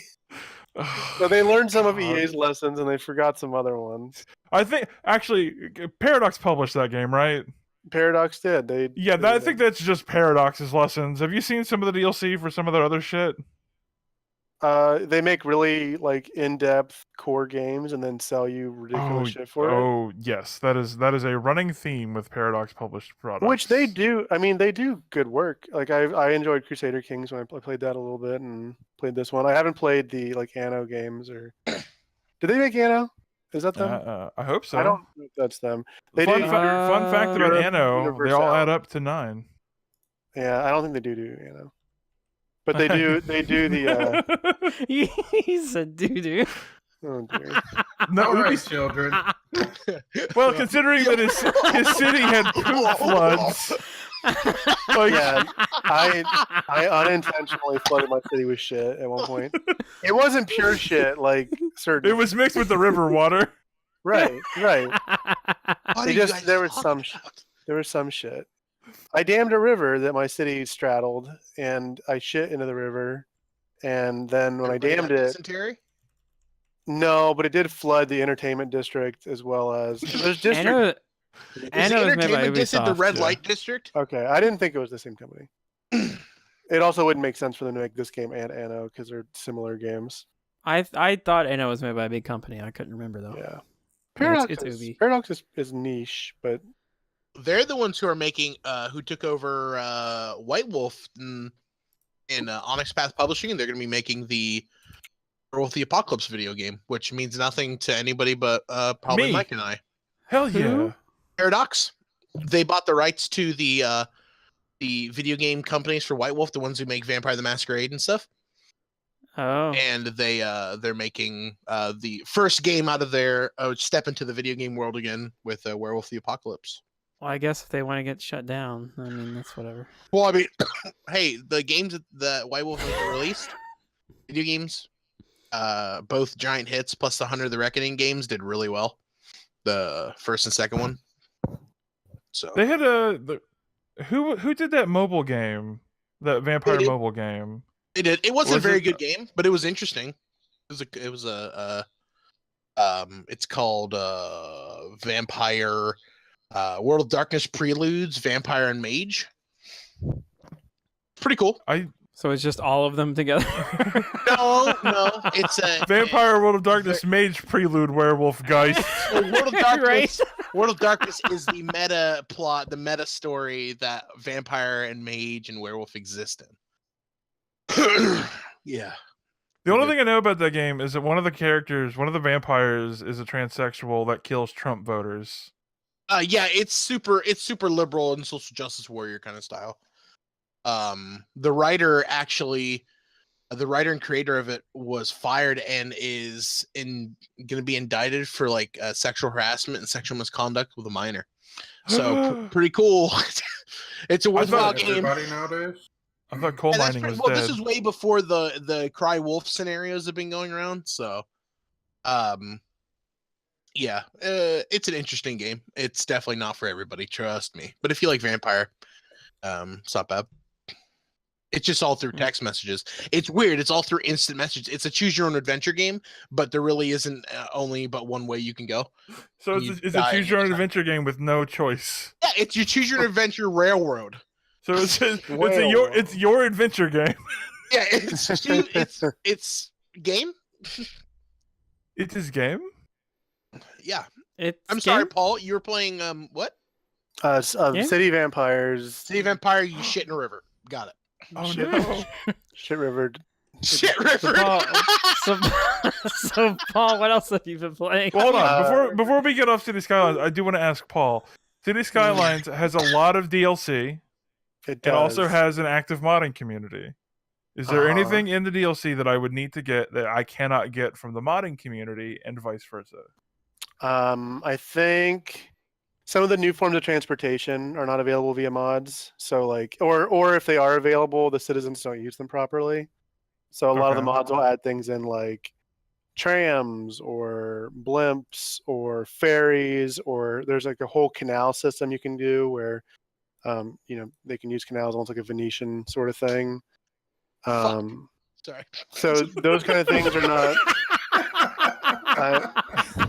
Oh shit! Fuck those Venetians. God damn it. I don't know that you can mod in day-night cycle, so I'm pretty sure. Really? I don't know. I haven't looked into it because I gotten that before. Paul's made it. Paul's made of money, so like he'll just throw it at it. Oh like, my it's god! Just, yeah. If it requires, he doesn't. The mods are really nice because you can get some custom maps, which is nice. So I recommend that. I recommend doing some of the building. Like there's a bunch of people. They release mod tools so people can make their own buildings, which is nice because you can add a lot more variety. Like there's a decent variety of the buildings that are in the game, like when you populate districts or the zoning tools, like your residential or your commercial. But if you want to like not see the same repeat of like Donut World or whatever, like showing up all over your commercial district, like you don't want to see multiple instances of it, which honestly in the real world we see multiple instances of stuff all the time, so it kind of would be fine. 7 Starbucks per block. So right. So it may or may not be worth it to you, but there is some cool stuff where you can download. Like there's a Chinatown district mod you can download, which adds in like 150 buildings that are all like Chinatown looking buildings, and then you can literally you can district areas off instead of having your whole city be. It doesn't just throw it into your whole city. You can district an area off and say this residential zone / commercial zone is all Chinatown, and it'll populate the buildings as those kind of buildings. So it gives the cities it gives them a cool feel that you can't get from other games. Nifty. It makes the cities feel like they're the actual districts. Yeah, they're like the districts have communities. unique feels. Like, yeah, you put a bunch of parks in this district, so the houses are nicer, but these houses are also all Eastern European looking or whatever. Like they have a unique look to them. So, which is like the real world, because we are all racists and nationalists who want to live among our own people. And over here we have the favelas. Yeah. But yeah, I played Cities, which I'm gonna probably I've played it off and on since it came out, so I'll probably go back to that off and on. But I also started Shadow of War. I'm 3 hours into it, which means I'm pretty much done. But how are the loot boxes? What I was thinking, that means you're about done with that game. Hey Seth, no one fucking asked you. Yeah, the loot boxes in that game are kind of gross too. It does a thing that I hate. So, in Overwatch or in any game, when you get a new item, your menu will say like new, like it'll like, light up with a little star over it, and you have to go over to it and like hover over it to make it go away. Absolutely. I'm one of those people that can't stand that. Like I go in, like that was one of the things with Horizon. I would go into the inventory and like go over each item just to make sure that stupid little flag went away. But the flag pops up all the fucking time in that game. Uh-oh. in this game, it goes a step further. Every time the store updates with something, there's a tab called Market that shows up, and it's like, hey, check out our boxes. We got this new box in. You want to buy this box? And I've only played it for 3 hours, and I've already had to go through that like 3 times. So I'm pretty sure it just updates all the time, asking me about the boxes I want. Right. What about these boxes? What about what? What about these boxes? And then it's Mhm. yeah, get this one. They give you the special promo box, give you the first taste, all the right. all the classic strategies. Get a delicious orc. Yeah, I didn't open it yet because I haven't. Just feel how good it is to open this box. Don't you want to feel this again? Right. Like, I haven't gotten the loot crate shit, right? Yes, this is some loot crate shit. I'm sure not we'll loot talk about crate. more. Not loot Not crate. loot crate. Loot box. Yes, loot boxes. Did I say something where they're gonna be? Loot Don't crate, laugh at loot me. crate is something completely different. It's a bigger box. Fuck off.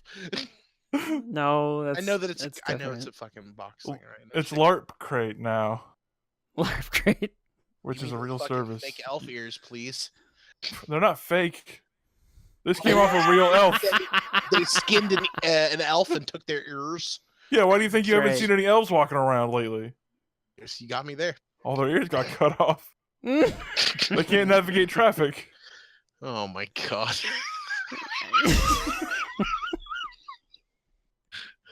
Hmm.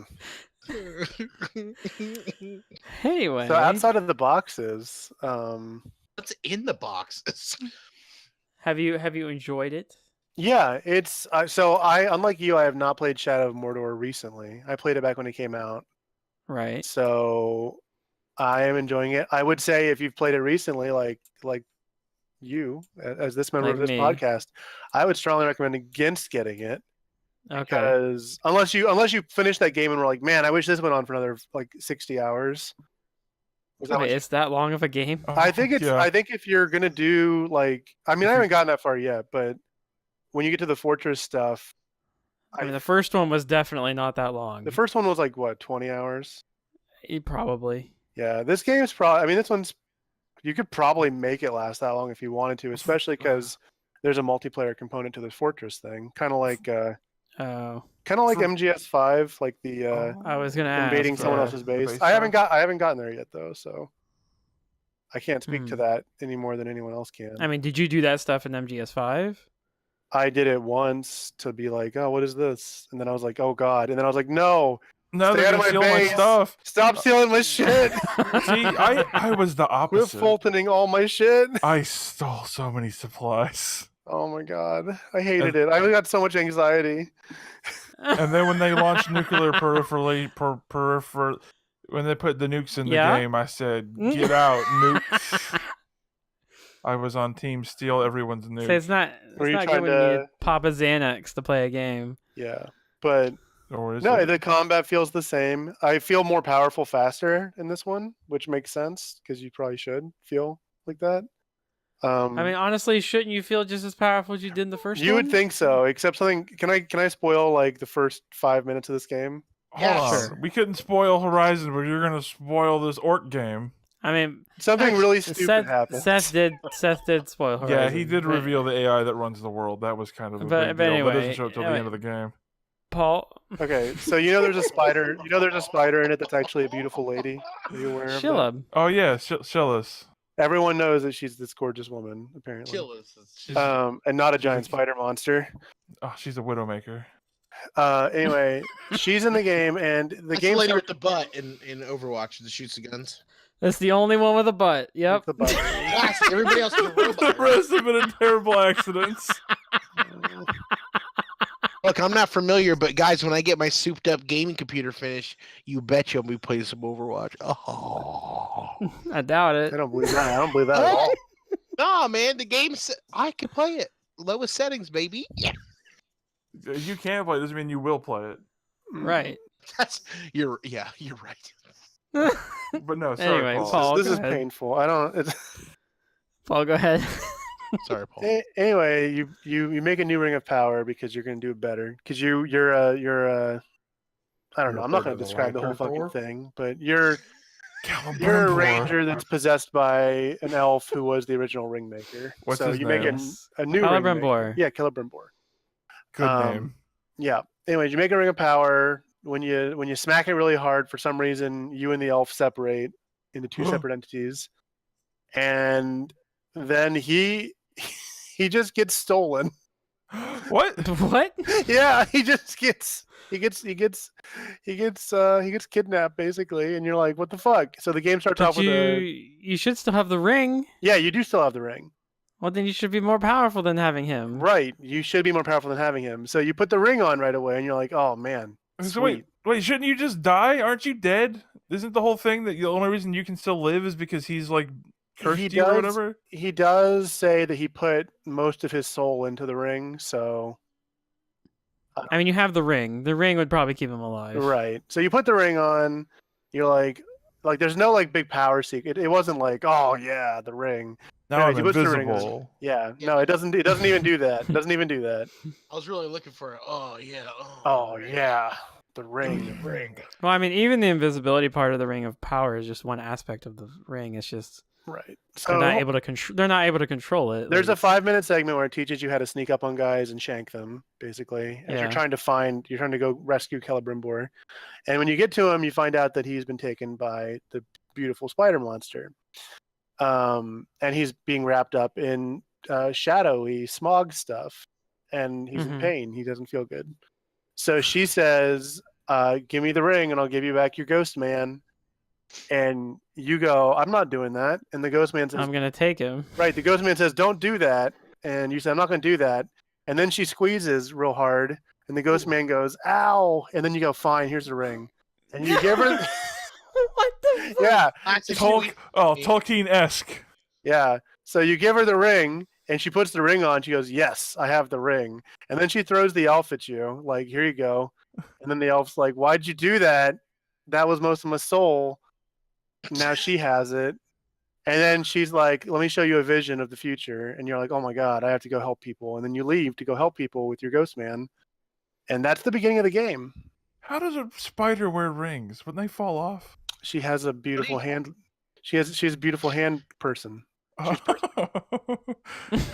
She's people. She's a people. She's people. She's more than one. I was really hoping you were going to say, you throw the ring at her, she throws the elf at you, she puts the ring on, and then transforms into a giant spider and skitters away. No, she continues to be like she's basically a quest giver still, even though she literally just comes in and fucks your shit up, like kidnaps your boy and then takes your ring. I stole your ghost, but now I want you to go collect me 3 orc heads. Yeah, she steals your ghost, and she's like, "Hey, look at this! The last city of men in Mordor." She steals my. I can't being revive. overrun. You couldn't revive if you died in that first segment, no, because you don't have a ghost. But then she gives the ghost back. That's what I just said. But one guy. I mean, did you have any powers at all? Did you have electric? You're fire? probably more powerful than you could possibly imagine. Classic you had- Indian Or did you run takers. void? You had the ring. Did you run void? A web of lies. What a, Alright. what a sticky situation All sounds like found you were yourself in. sticky situation. All right. We got spider jokes. We got destiny jokes. We got. But the good thing, all of this is canon now, so elf ghosts that go ow are Rings totally for every legit. leg to rule them all. I'm sorry. Oh, boy. He didn't. He actually went like, kind of like that. I like it better if he goes ow. Ow! Here's the ring. Ow. That Japanese thing that. Itai. Jesus Christ. Jesus can't help you now. Yamete. Hey, how much is a terabyte? About $80. About $80. Dude, these Cyber Monday deals are great. Oh, what is happening? I just want to know if I should buy this terabyte hard drive for $49. Oh, I'm gonna yeah. throw. Is it worth it? Sorry. Who's next? Welcome to the podcast, guys. Paul, have you played anything else? No, that was it. You got it all. Okay. Thank God.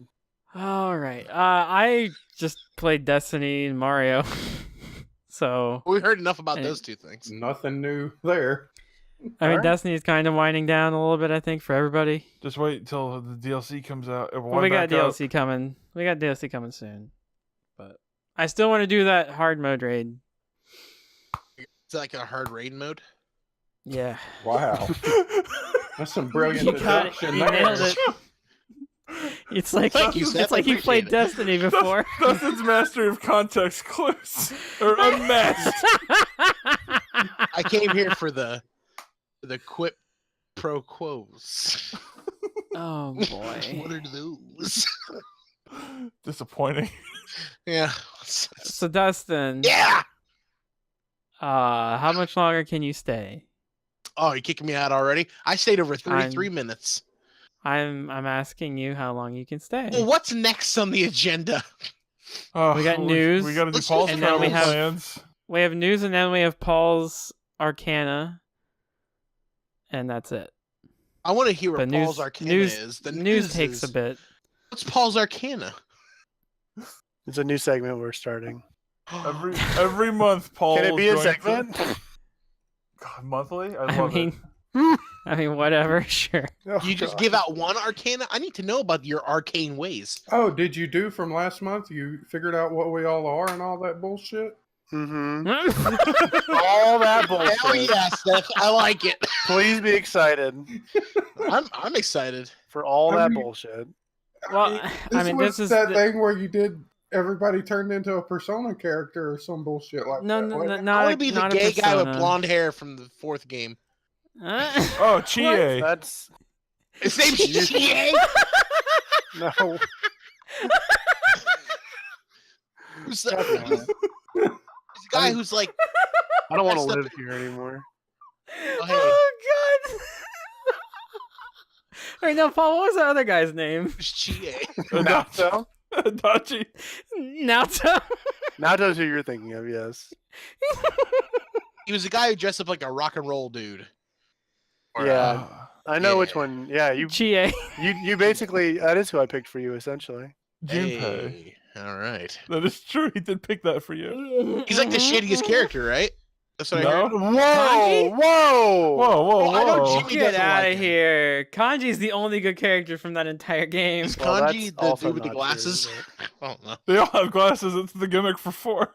And they all have glasses, and they all have fucking triangle faces. But only one person has a folding chair. And these True. these jokes are just. That's Kanji. Anyway. motherfucker. I mean, we're Oh, go in order. I will. oh no, here. Midway through the news. Just like normal news. Nah, I skipped. This is not. If you need to go, we can do Paul's thing now, and then we can do news. Yeah, I want to hear Paul's thing.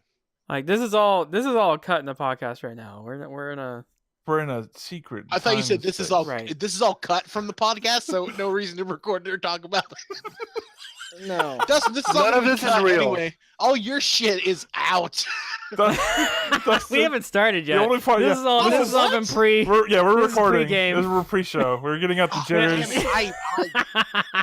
We're gonna bust this down to a tight 50 hours. All right, no.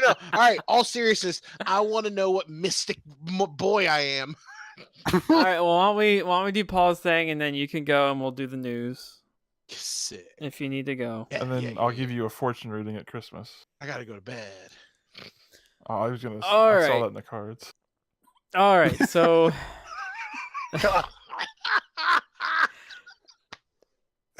All right. So fucking me. We did a movie about Pele, the soccer player. Fuck. I'm sorry. Go ahead. Well, that's staying in. But okay. Did you say Pele or that's- Pan Leg?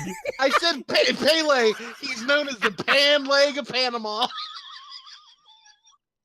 Anyway, Dustin has to leave us shortly. Yeah, I gotta do a Because grown-up he's- job at 4:30 in the morning. No, whatever. Pour fake blood all over his scrubs.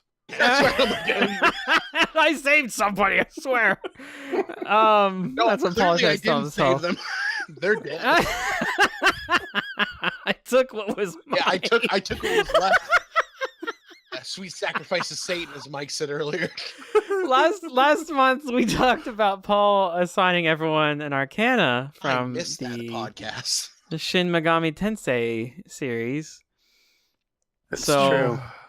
Since Dustin has to leave, I figure we'll do that now. Appease the child in the group. So Paul, why don't you go ahead? I don't know what order you want to do it in. Huh? I don't know what order you want to do it in. Alphabetical. Alphabetical, huh? I don't know. Whose name is first? I don't know. Dustin's name is first. Sweet. Okay. Oh, Dustin. Okay. And you have to explain what these arcanas mean. Oh, then I better open up a Google document to see what they all mean. A Google document or a Google search? Let me go to Wikipedia. Because I hope you don't just have all this fucking shit saved in a Google Doc. That'd be real sad. That'd be real good. Well, Google know too. Hey, Google, I don't think my that's friend. that at all. Put work into this new segment of this successful podcast. Oh my god, I put so much work into this segment. Okay. So, I definitely didn't just... Yeah, okay. You definitely weren't asking me for suggestions 2 days ago. Right. I definitely wasn't doing Also, that. Mike chose these then, so this is who I am. No, Be a Mike. unfortunately, he wouldn't let me talk about them in detail. That is true. I said. I did shut up. talk about yours though, Dusty. Fuck you! For you, That's not my name. Gosh darn it! It's Justy. Get it right. Don't even. That's not so fun. Dustin, that aggressive outburst really does highlight why you're the Emperor Arcana. Oh, ooh. Yeah, I so think did Emperor's a that. good thing if I remember. Emperor's bad, histrionic, and all that shit. Huh? No, Emperor's not a bad. Well, it's not necessarily a bad thing. Yeah. Emperor represents somebody who likes to be in control. It can be in the Persona series. It frequently highlights people who. So, for instance, you brought up Kanji in Persona 4. He's the Emperor Arcana of that game. Yeah. And he struggles with his masculine identity a little bit. And a lot daily. The Persona series likes to assign the Arcana to people in terms of when you start the journey, when you start at level 1 of their social link and get to like all the way to level 10, you kind of start at the antithesis of what the Arcana means, and then you reach like a resolution or a climax, and that usually fulfills the basic ideas behind the Arcana. So you're the Emperor because you have a strong masculine power. You're very you're like a father figure to the group. Yeah. I'm very Strong male leader. No, You know what? Things are centered He puts around his- me a lot of He times. puts his what? Things are centered around me a lot of times. Yeah. If the Yeah, party's not gonna happen unless Dustin's there. right. Well, do Yeah. you like to control your surroundings, your environment? Sure. Yeah. You run a lot of. I know you do a lot of. I don't know anything about role playing, but I understand that you do a lot of it, and you usually are in charge of it. So that kind of falls under this, like running games or whatever would be like, you're the guy in charge. You're not a perfect fit because it's usually someone who controls through traditional means, like a dictator, like a dominator would be someone who's an emperor. Right. The fact that you let people play the game and have it unwind the way they play it. Right. You should Kind be of. Yeah, that's a part of the rules. Yeah, I understand. Okay, I get it. okay. But Like the true Emperor Arcana would like not let the players dictate the story. You would find ways to make them do things. Oh, I feel like I have mini railroad tendencies. I think sometimes, so it may not be completely wrong. But yeah, so I don't think it's a bad thing at all. I think there's definitely all of these. There's only They all one have really bad one, and I didn't assign it to anybody. So it's That's Like the hermit or whatever. no, the hermit's fine. Which brings me to my next person, Jason. Oh, I forgot. Jason, you there? Don't say anything if you're there. All right. Hi guys. So Jason, one of the inaugural, like one of the The original founding members. of mmmHmmm. Yeah. He's assigned He the finds his way hermit. back to us. He's passed on. He's The bigger, he's better Oh my Hermit. God, he's dead. What? No. A couple moments for poor Jason. Jason. Gotta find Jace. Jace. So yeah, So Jason's hermit. Jason's the hermit, and it's kind of obvious because he's never here. I assume he's just by himself. I kind of want to give myself the hermit, but I didn't because Jason just he's better at it. Like I want to be better at her. I aspire to be a better hermit. But I would say Jason's not the hermit right now because he's actually out socializing. I assumed that he was not doing anything. I called him for his birthday, and he was like, "Yeah, my lady friend just went home," and I was like, "Oh my god, Jason, I'm so proud." That's what happened. Okay, well, good. Then he's finally overcome He's overcome the hermit. Yeah, he's level 10. He's level 10. He shattered his barriers. Yeah, he's no longer the hermit. He's the hanged man. Thou art okay. I, and I art thou. What about Seth? Well, that's kind of okay. That's definitely not alphabetical order, but Seth is going to get.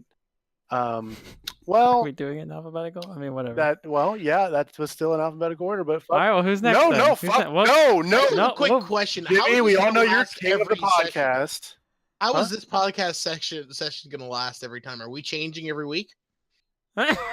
This is not. This absolutely cannot be recurring. No, it's gonna. Right. It's gonna. That was the joke. No. It's gonna recur every month. Someone else does this. Oh god! I can't wait until Jimmy and Seth do.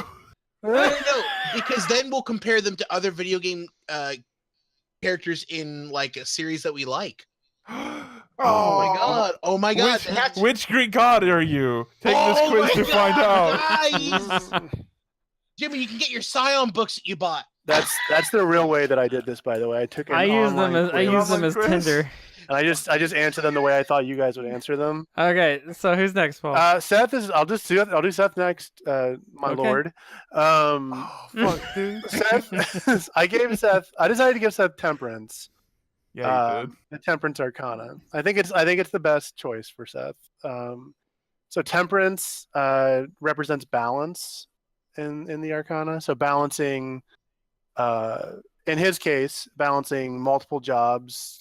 Being a father, being a husband, being a son, being a gamer, being a podcaster, being, a murderer of small animals, a murderer of large animals, one who cooks animals or prepares them. You make it sound like I'm a busy man. You sleep all the time. Like, what if I said that's not true?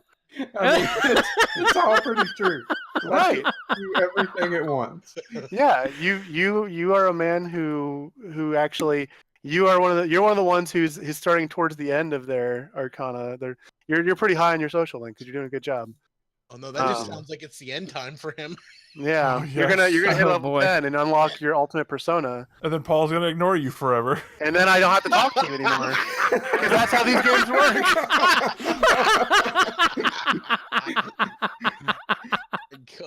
God. It's true. That's sad, but it's true. Oh boy.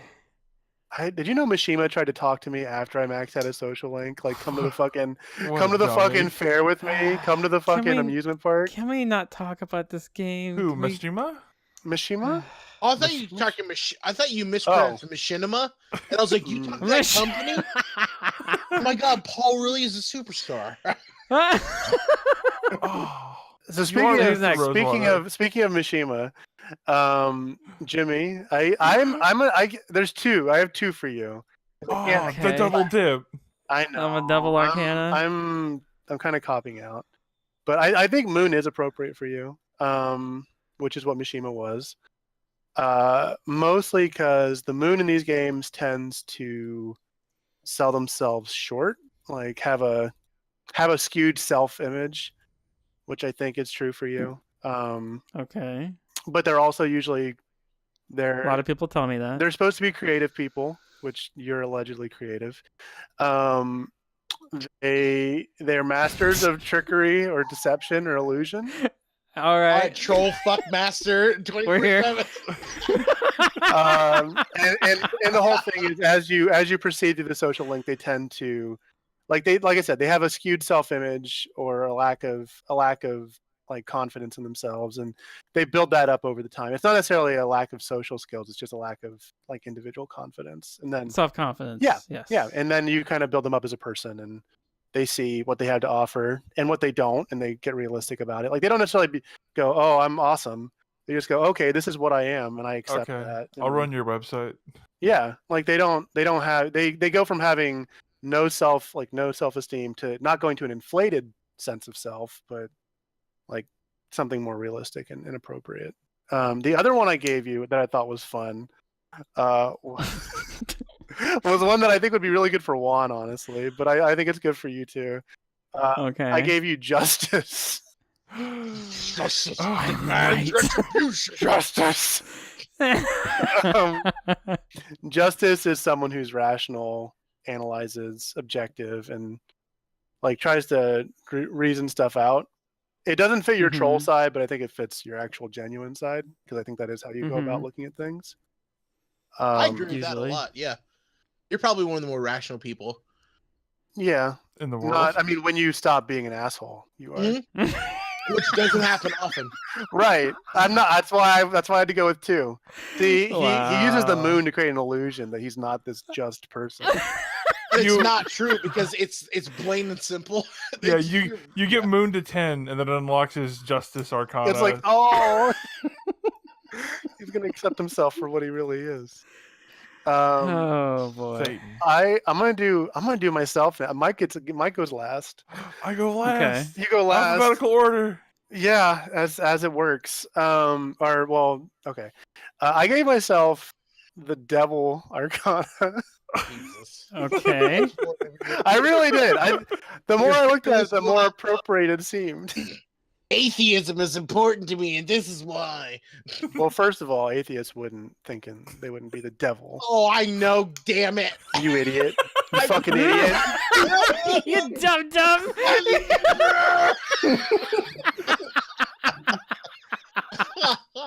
Feel my power.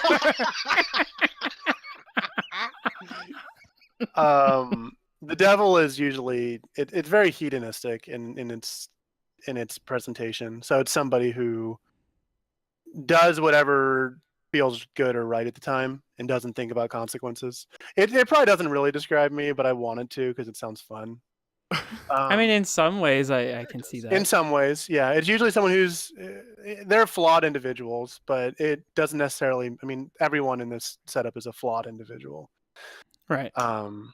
Except for me. Except for you. No, not when you're. I have two arcanas. Yeah, they cover up each other's flaws. Isn't that what that means? I don't know. But the one of the descriptions is that this character is usually someone who has antisocial tendencies, does not care how his or her actions affect the needs or well-being of others, which is pretty true because I don't care about any of you. It's true. And you're a slave to your own impulses and feelings. So it's usually someone who's very emotional and so maybe not at all me, but that's what I gave myself. So fuck. So you're not. I wouldn't describe you. I wouldn't describe you as super emotional. Right. It's someone who's right. That's why this is not correct. I would kind of think the opposite in a lot of ways, to be honest. Right. There's nothing going on in there. Except when you stare at yourself in the mirror night after night. But oh God. Anyway. I gave the podcast, us as a group, we're the fool on our journey. Yeah. The fool is the wild card. It's wild card. We're gonna hit rank 10 and cancel this fucking podcast. Yeah, no, we hit rank 10 and we become judgment itself. And we can't. And we judge this podcast as wanting, and we cancel this fucking podcast. Yeah, or Jimmy becomes a door. Okay. Wait, if I stay on the podcast, I can become an inanimate object? You also could become a door. It's important. Okay. You'd be doing a great service to the world. Mike. Yeah, it's me. Last and also least. I gave you no. Wow. No. We all knew it was coming. Least wait, did you say yeast or least? Yeah. No, he said weast. That's sweet wheat. Oh, Whis from Dragon Ball Z? No, wheat. I don't think Whis in Dragon Ball Z. Shut up. Yeah. I thought No, it was he was in still Super. No, Super in the Whoa, movie. it's all fuck. Super. Super's garbage anyway. Continue with the Cloud Boys. All right. I don't know what that means. I meant to say, I said Cloud Cards. I was thinking as car captors. Oh god. Oh boy. Okay, so what's Mike's arcana? I'm a cloud boy. Mike is the magician. Yeah. Did you? What do you think of that? I'm just kidding. Before I go any further, what do you think of that? Yeah, I can. I can see why you would give me magician. What's magician? What is so? Everyone? Describe the magician. Well, in tarot, let me just read this sentence. In tarot readings, the magician arcana is commonly associated with action, initiative, self-confidence, immaturity, manipulation, and power. Oh, those puppet The strings. are being pulled. Uh-huh. Yeah, it's someone. Just tears. Put your He just wizard tears hat everyone on, Mike. apart from each other. Going on a journey. It's usually somebody in the games that it's hard to take seriously. Oh my god! Ooh. It's almost always the like best friend character in the game. Like a lot of times, it's your goofy, like overly out there best friend guy. So I picked it because I feel like Mike's my best friend. Hell yeah. Yeah, not because of the Aw. immaturity, manipulation. No, that doesn't sound like me. No. I work so hard for you, Paul. Shut up, All Moon. cares about nobody. Best friends with Mike. No, but I honestly, I mean, yeah, I feel like a few of the adjectives I mentioned fit Oh, you. it's Mike. Yeah, like best friend. And, Yeah. And magic. No, but the magician also. I mean, what else here? Oh Jesus. I know, right? Oh no, I was just saying. I saw a picture of this kid who shit his pants. Oh, Quit looking at work photos. You want? Okay, that Sorry. reminds me. Sorry. So I sent you this, Dustin, and what happened at work one day Was it? a week or so ago. I have to send it again. What? I don't know. Okay, so I'll just tell the story. All right. So I was at work taking a poo, Like you do. and like I do, Oh, someone yeah. someone walked in, started peeing at the urinal, let out a huge fart, and all of a sudden I heard it go, "Oh no!"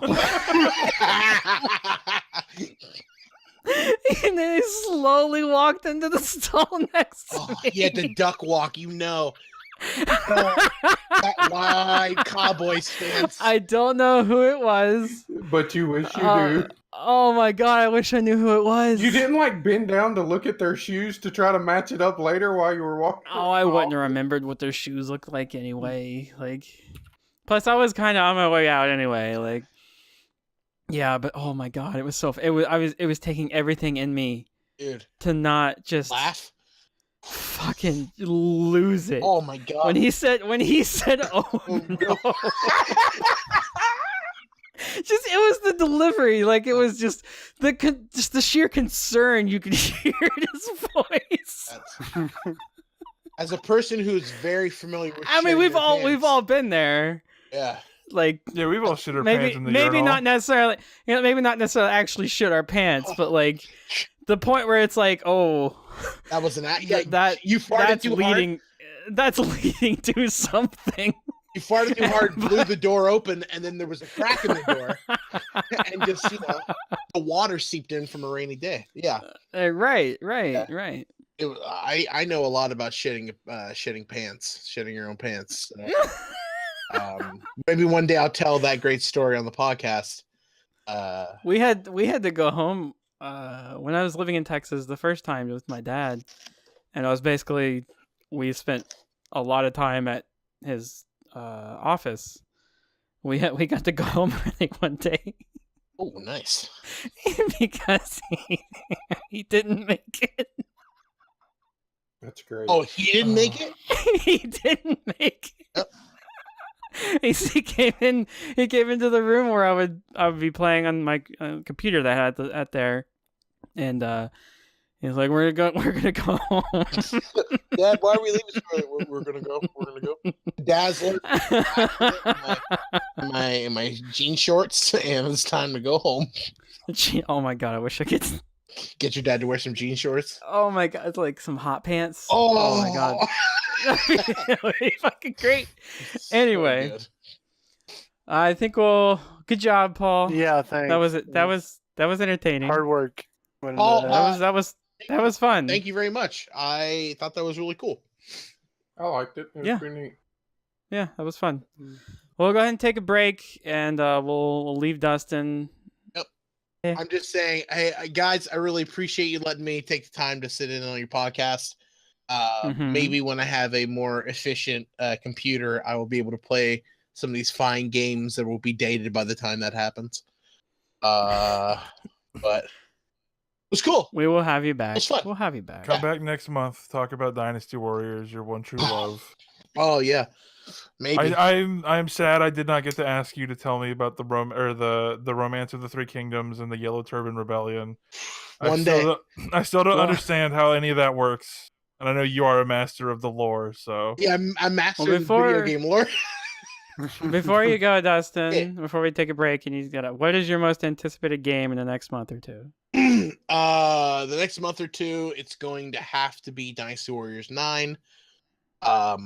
Should be released January 18th, I believe. Okay. That is the only game that I've been like really, really, really excited about.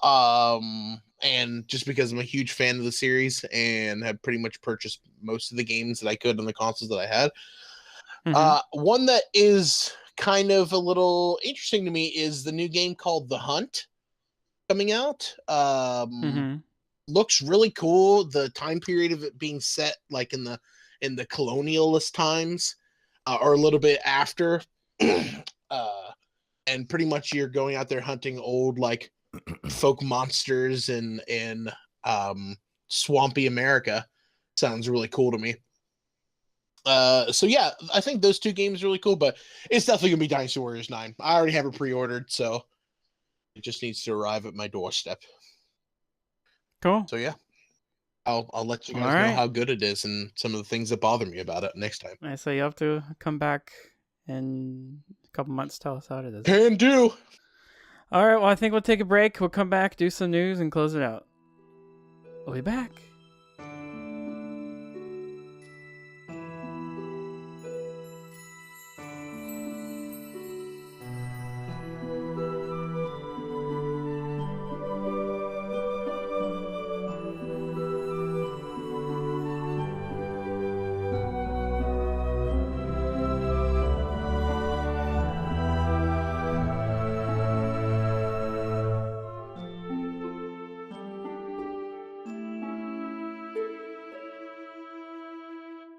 All right, well, we're back.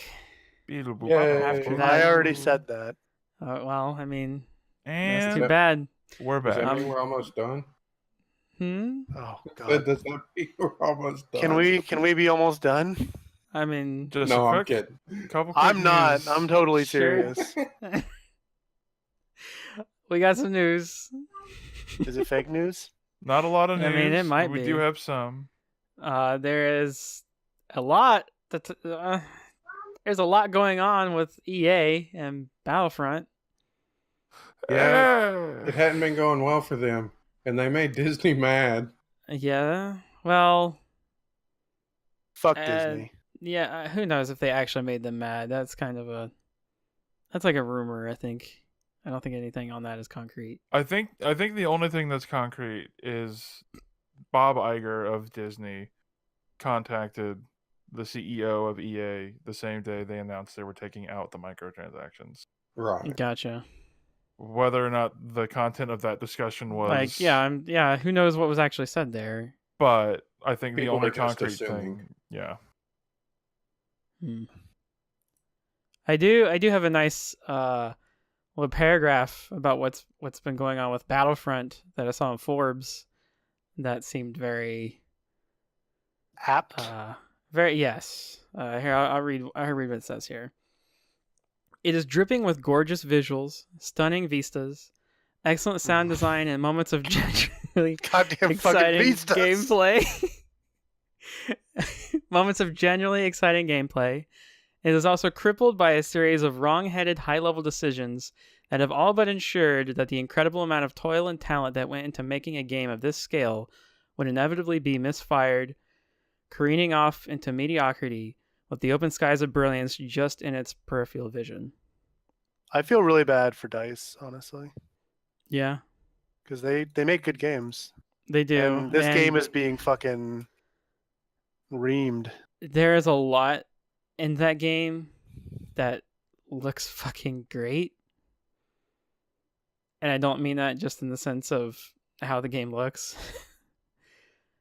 I mean, it's a beautiful game. Mm-hmm. And when just looking at it, looking at how the game is played, it looks fun to play. Mm-hmm. But when you get down into the nitty-gritty of what EA has done to this game, it totally is a major turnoff, and I don't even want to touch it with a 10-foot pole. No. Yeah. Did y'all see the things about the UK government? One of them getting involved and saying the game they're not allowing it because it is gambling for children. A lot of those That reports came- about the countries has been not true. Not true. Yes. Yeah, It's almost like the because internet that got shit is fucking everywhere.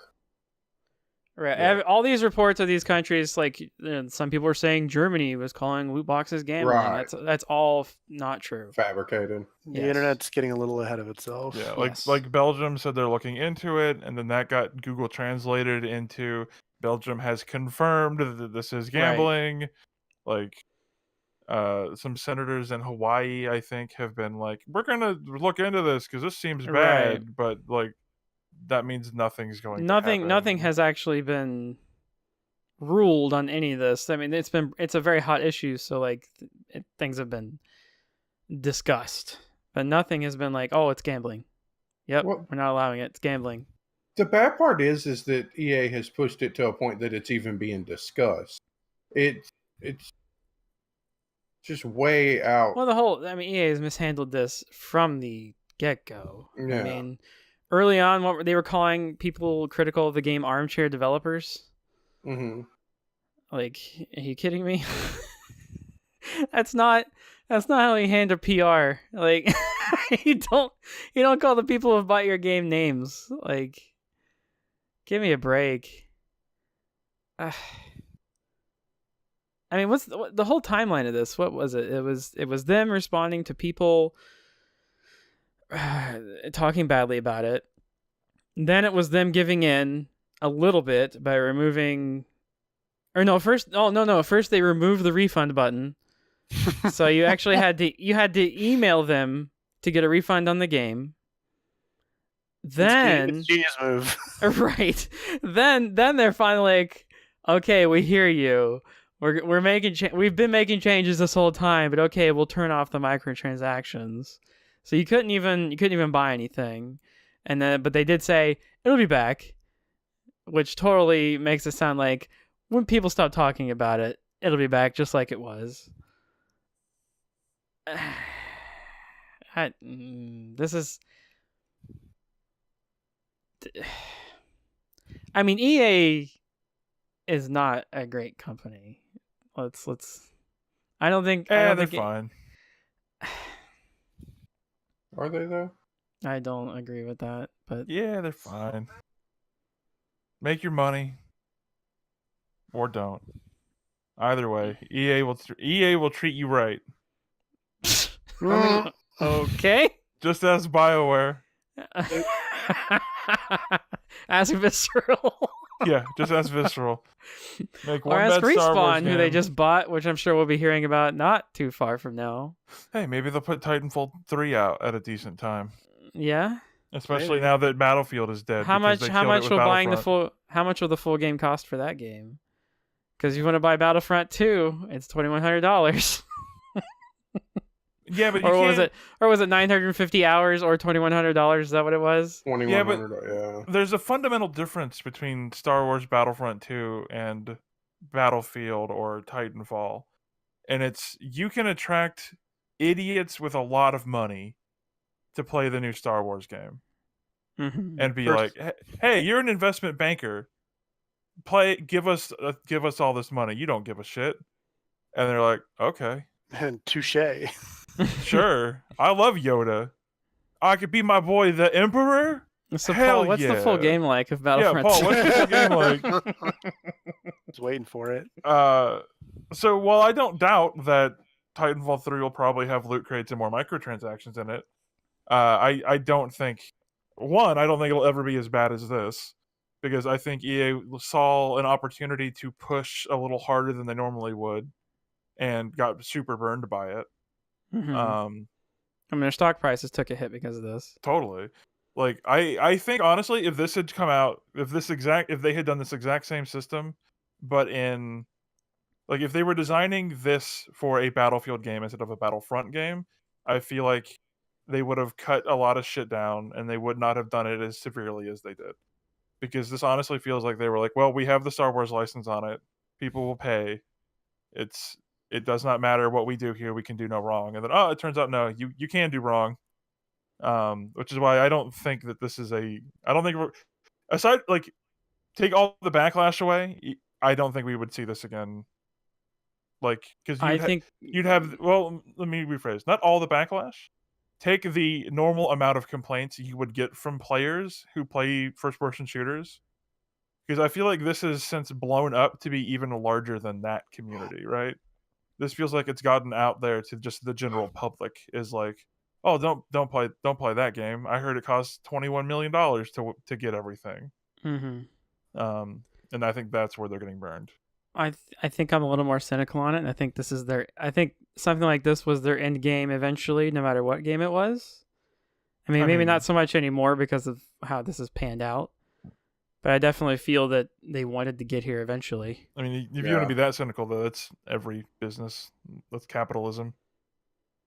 This ties into another story. A lot of them Bungie aren't as too, aggressive as EA is. I mean, my question is, do you think EA is unique in doing this? Like, do you feel like other companies saw this, and if it would have been, like, say it hadn't gone this way, do you think the other, like the Activision? I mean, if it was successful, of course the other companies would have. I think if Activision had the Star Wars license, they'd have done the exact same thing. I would probably agree with that with Activision. Yeah. I feel like any of the large publishers, because we're a capitalist society, right? Corporations exist to create money, or to not create, but to steal your money. Yeah. That's why. Yeah, totally. If you look at it cynically, I feel like any publisher would have done this if they thought they could have gotten away with it. EA just thought they could have gotten away with it because of the Star Wars license. I mean, if it was successsul, you'd see it from everybody else. The question is, all the major ones, at least. I mean, we're already kind of seeing it a little bit with what's going to and other games like right. that. Right. What's going to happen in the industry from this point forward, though, with things like this is what. It's a good question, and I don't know. I think that's what people should be more worried about at this point than the fact that game was bad. Okay, that is, but we've got to.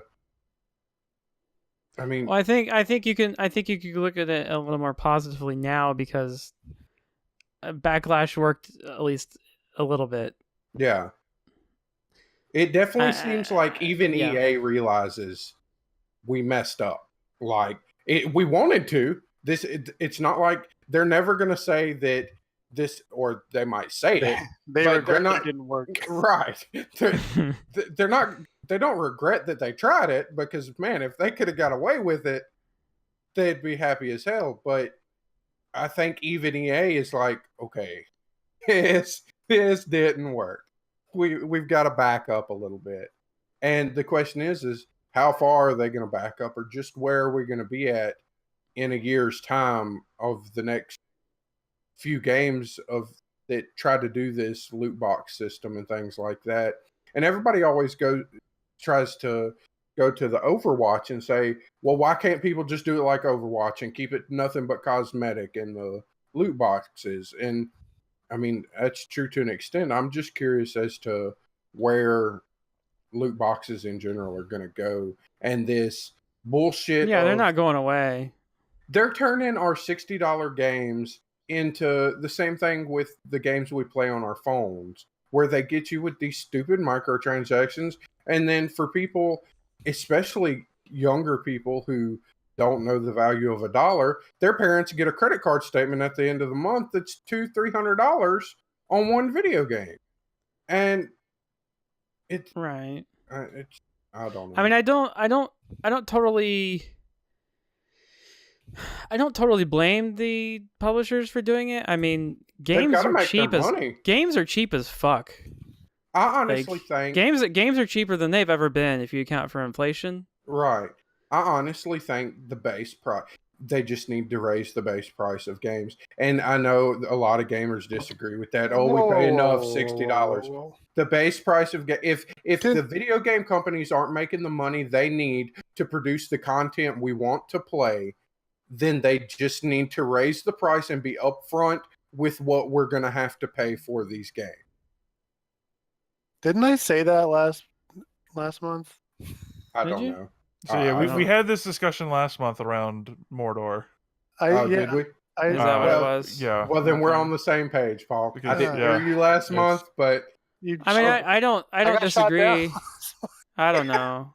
You guys fucking eviscerated me. God damn it. Fuck this show. I'm out of here. Well, no, Paul. The difference is last month we didn't want to play Mordor. This month we do want to play Star Wars. Not really. I don't really care. You I mean, did at one point. if you said it, I was last month, interested in it, but I'm because I not. would've I'm not agreed with crying you. over not playing that game. Like, it's not a big deal. I don't know. I mean, personally, I wouldn't like games to go up in price. Of course not. Right, Well, no everything should be gamer cheaper really all the wants. time. Right, no gamer really wants. I prices don't. to Yeah, go I up. don't. I mean, in that sense, Paul. Yeah, I do. I do get a little up on it because, like, Shut up. it's hard. They're It's gonna hard hear to. It's hard to buy all the games I want to buy right now. Like, Right. But I would. I mean, still but if you rather a go company back be to the upfront. SNES era, I mean, there were carts that were over $100. Right. Like the old Final Fantasy games, those were, I think, Final Fantasy 3/6. I think that was, I want to say that was like $110. Well, on the PS1, weren't the Final Fantasy games on it, the like 4-disc collections, weren't they super expensive when they first came out? No, I don't think so. I I think games swore already hit some of a that. games had already hit like a this is how much games are kind of deal. Nah. I think some of the imported ones may have been a little more expensive. What? I'm trying to remember. But I don't remember PlayStation 1 games being more expensive than others, at least by an egregious amount. I don't know. Yeah. By a large amount. I don't know. And I listen I'd to have other I'd have to people look at that again. Yeah. on YouTube and stuff like that, and they all are like what Jimmy just said. No, they don't need to raise the prices. We pay enough for our video games and all that. And I mean, yeah, nobody wants to pay more than $60. $60 is already a lot for a game, but you're getting what you pay for. You know, we're paying $60, and the company's not making enough money off of it, so they're going to end up fucking us in another way. If they could just make a little more on top and keep it the way it's supposed to be, I'd be completely okay. I mean, with that. if games were scaled, if game prices were scaled in a way in which A, how much money did it take to develop, and B, how much content is there, I think I'd be more okay with it. If like out of the gate you had a bunch of indie games that were always $15, $10, and Yeah. then you'd have some games that maybe took $10 to $20 million to make, and they were $60 to $100, but they were also games that would last a bit longer. Right. That would never happen. No. No. Everybody, it doesn't matter how much they spend, if there becomes a medium of what a game costs to produce, it doesn't matter if they took a tenth of what the other games are costing to make their game, they're going to put the thing out at the same price as everybody else if they can. They're Right. there to make their money too. I mean, the biggest like the biggest example of what kind of puts me into hardcore empathy mode in this area is like just thinking about myself growing up and looking back on how my parents must have felt, like, because they would there were quite a few times where we didn't have a lot of money, but they never shied to get me games because I knew that's what I always wanted the most. And they would get me a game for Christmas, and 2 days later, oh, I beat it. Yeah. And they and my mom especially would flip out, But I mean, when it's a short 8-hour experience, like, what can you do? Right. I mean, I usually played them again. I mean, it wasn't as bad as it kind of sounds like. And many of those cases, like, those are some of the best memories I have. So I kind of look at it like, okay, then yeah, it was definitely not wasted. Right. But, and then you go into, like, when I was a kid, my parents wouldn't buy me a video game. I had to figure out how to pay for it myself. Imagine being a kid right now today with how hard it is for a kid to figure out how to make money to begin with, trying to figure out how to come up with $60, much less if they raised the price to $90 or something like that. Can you imagine a kid trying to come up with $500 just to get a console, and then almost $100 per game? And what are controllers now? $50-$60 a piece, $70 for the Pro controller for the Switch. Well, I mean, luckily consoles are a lot more affordable in this day and age than they were before. I mean, the Black Friday prices? You get an Xbox One S's for $190. Same for the PS4. PS4s everywhere were $200. Yeah, that is super cheap. And saw a PS4 Pro for $340 somewhere. Right. I mean, consoles are not as bad as they used to be, and luckily, but they're also getting cheaper to make too. Mm-hmm. I don't know. There's arguments for both sides. I think. Who knows where it's going to go? It's hard to determine what would happen and where it's actually going to go. Right. I don't see the prices increasing on games because it's such a staple, and I think the backlash would be way too big. Right, but once we go all digital, stay $60 forever. It just can't do it. I'm sorry, I don't know. That's where the microtransactions come in, though, and that's what people are crying about now. I think people have gotten so used to cheap games. I think that's part of it, and I think a lot of it is still the console market because I mean PC games, every 3 months there's a Steam sale and you're buying all these $60 games for $5 to $10. Yeah. Well, so I mean, I think people would be more okay with breaking out the credit card. Say you bought I can't even think of this new fucking Star Wars game. Why can't I think of the name of it? Battlefront 2. Yeah, Battlefront 2. Okay, say you bought the game and it doesn't come with everything. It comes just like it comes now. And they tell you, okay, you want Darth Vader, $4.99. Get on PSN. If you want Luke Skywalker, $4.99. I would be more okay with that than the gambling process you have to do with these fucking loot boxes, where I could spend $100 and not even get what I want. To be fair, you can put your time in. Well, you can get it the right way, but there are so many people this day and age that can't put that many hours in a game, and they just want to enjoy the game they bought. Right. I think the biggest problem with Battlefront is it being marketed as full game. Right. If you market it as $60 and you market it right with the content that you actually get out of the box, I think right. I think it'd be a little better. Did any of y'all play Injustice 2? No.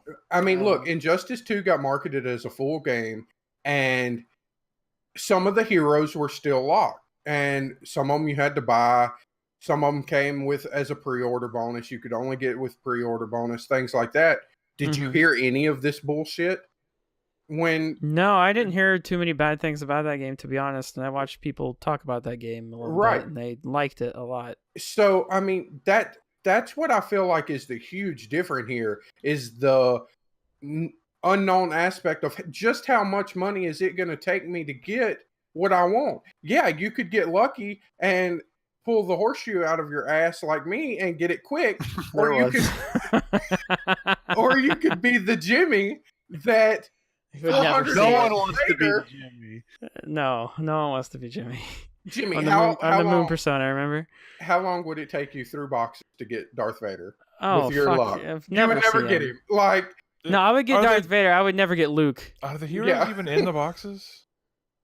I think they're in certain boxes. I think they're. I in know certain boxes. I know the I'm cards not are in 100%. boxes, and I know you The bought hero heroes were abilities are in points. boxes. I think the heroes are bought with points that you get, Oh, okay. Oh, they are okay. which you can get from I don't even boxes. know Which, yeah, you can get points from boxes, right? Right. You used to be able to just Okay. buy points though. Right. That was one of the Right. first transactions they got rid of. Mm-hmm.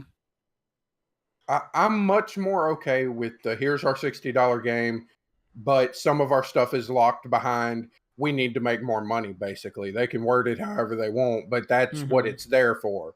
Don't put this gambling bullshit on anything that isn't cosmetic and does not affect gameplay. If it But is affects it- your gameplay in any way, shape, or form, it does not need to go in a gambling loot box type thing. Is it gambling if you can earn it yourself without buying it? It's still, if it is put behind RNG, it is gambling. I don't care whether they're saying it's real world money. Have you ever heard the saying money is time, time is money? It's all the same thing. If it is RNG put behind something that you have to sink time in or sink money into, it is all the same thing. It's a gambling your time or gambling your money. It's all the same thing at the end of the day. I can see what you're saying from that, but legally, I don't think it holds up. No, legally, I doubt they're going to face any legal backlash on this game. They're going to do whatever they want to do. I'm talking from just a gamer standpoint of where it needs to be at. This, to me, this is when I go into even Loot Crate, I feel like I'm not Loot Crate, Overwatch. Anything I play with loot boxes, I feel like when I'm sitting there and I'm about to click on my loot box, I feel like I have a fucking scratch off lottery ticket sitting in front of me and I'm about to scratch it and see what I get.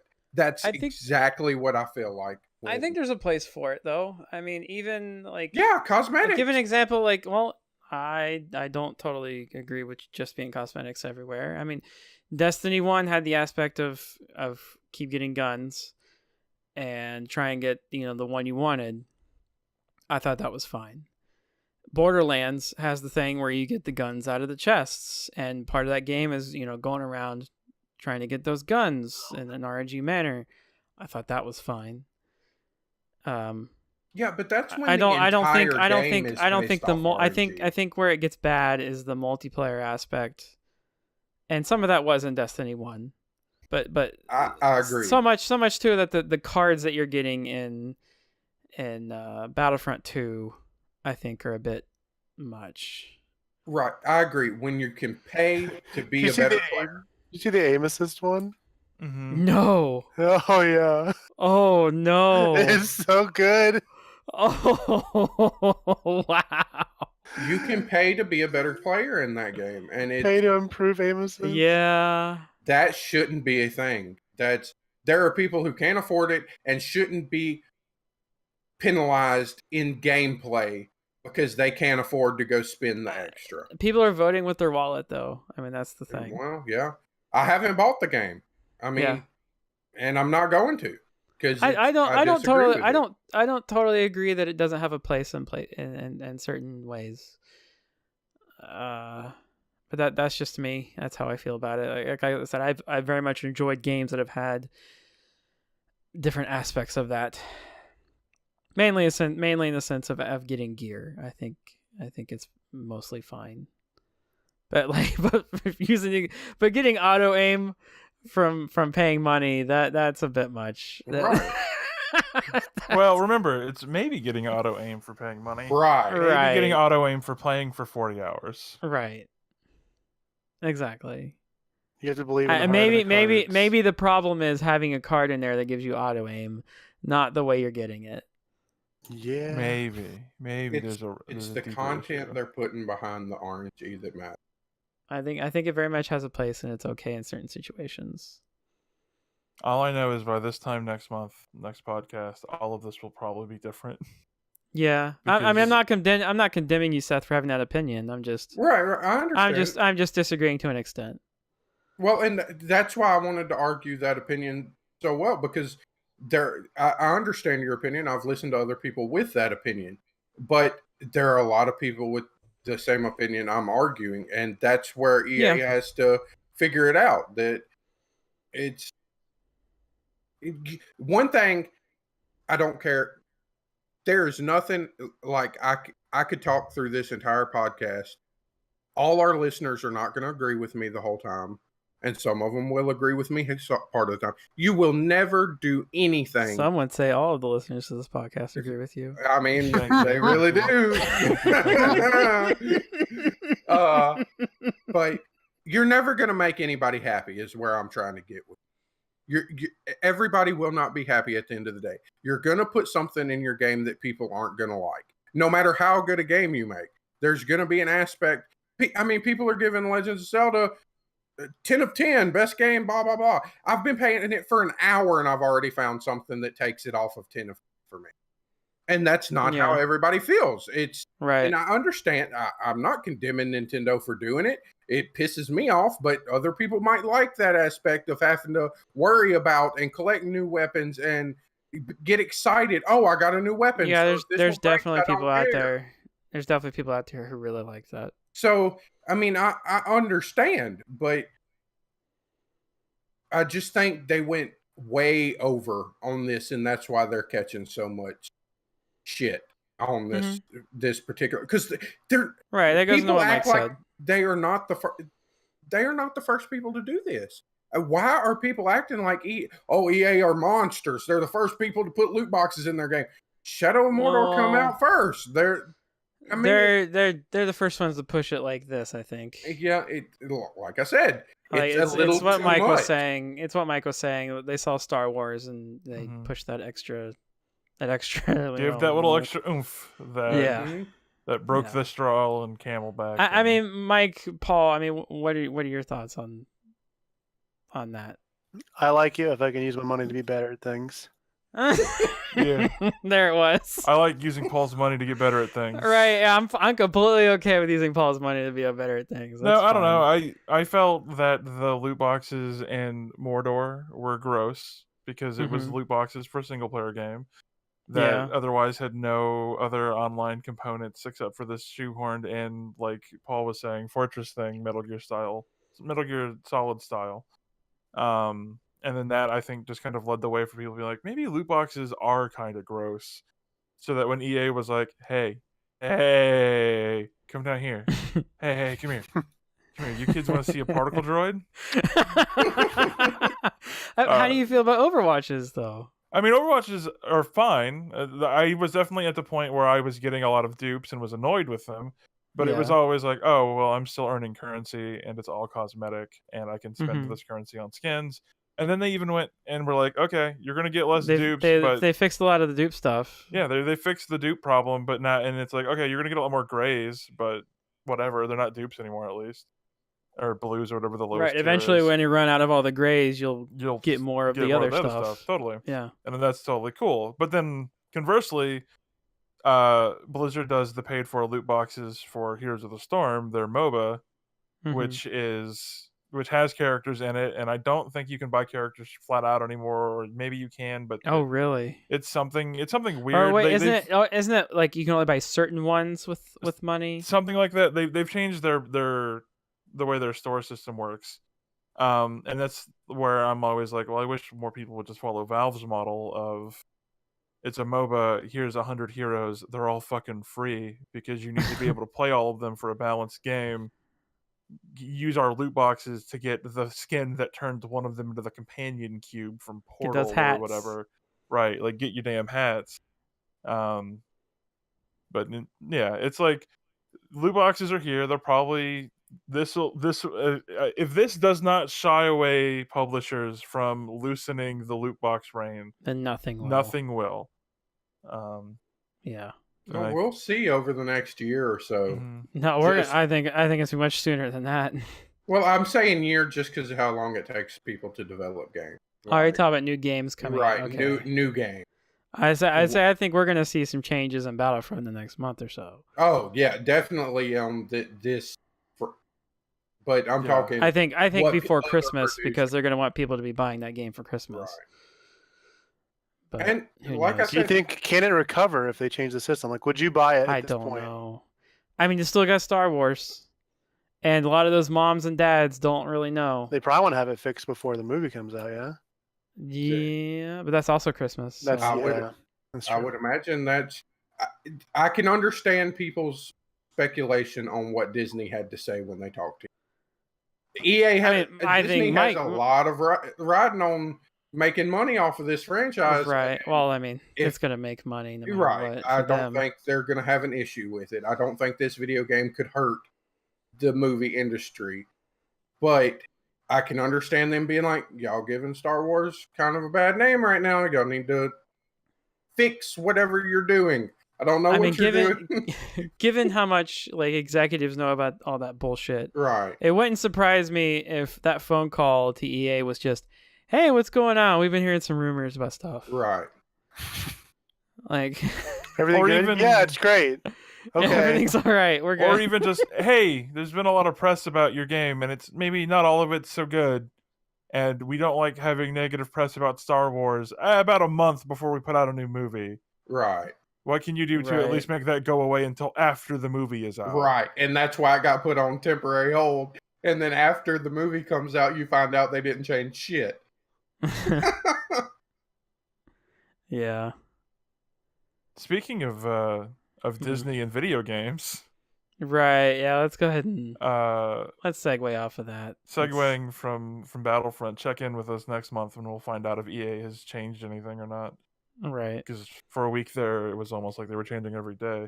Next month, Game of the Year, related, Battlefront II. So other Disney-related properties. Yeah, Marvel Heroes, the game known previously as Marvel Heroes, then known as Marvel Heroes 2015, then 2016, and currently Marvel Heroes Omega, a fun little Diablo-style game set in the Marvel Universe with, I believe, paid-for cosmetic DLC and maybe even paid-for characters.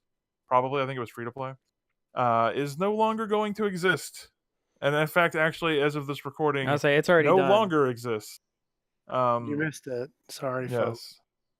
I heard it was pretty fun. Yeah, it seemed like it was a fun thing to do. Single player, just kind of grind out some mobs, play with other people in a shared space, and get some loot. Enjoy Captain America's shield throw or Spider-Man's web sling or whatever you like.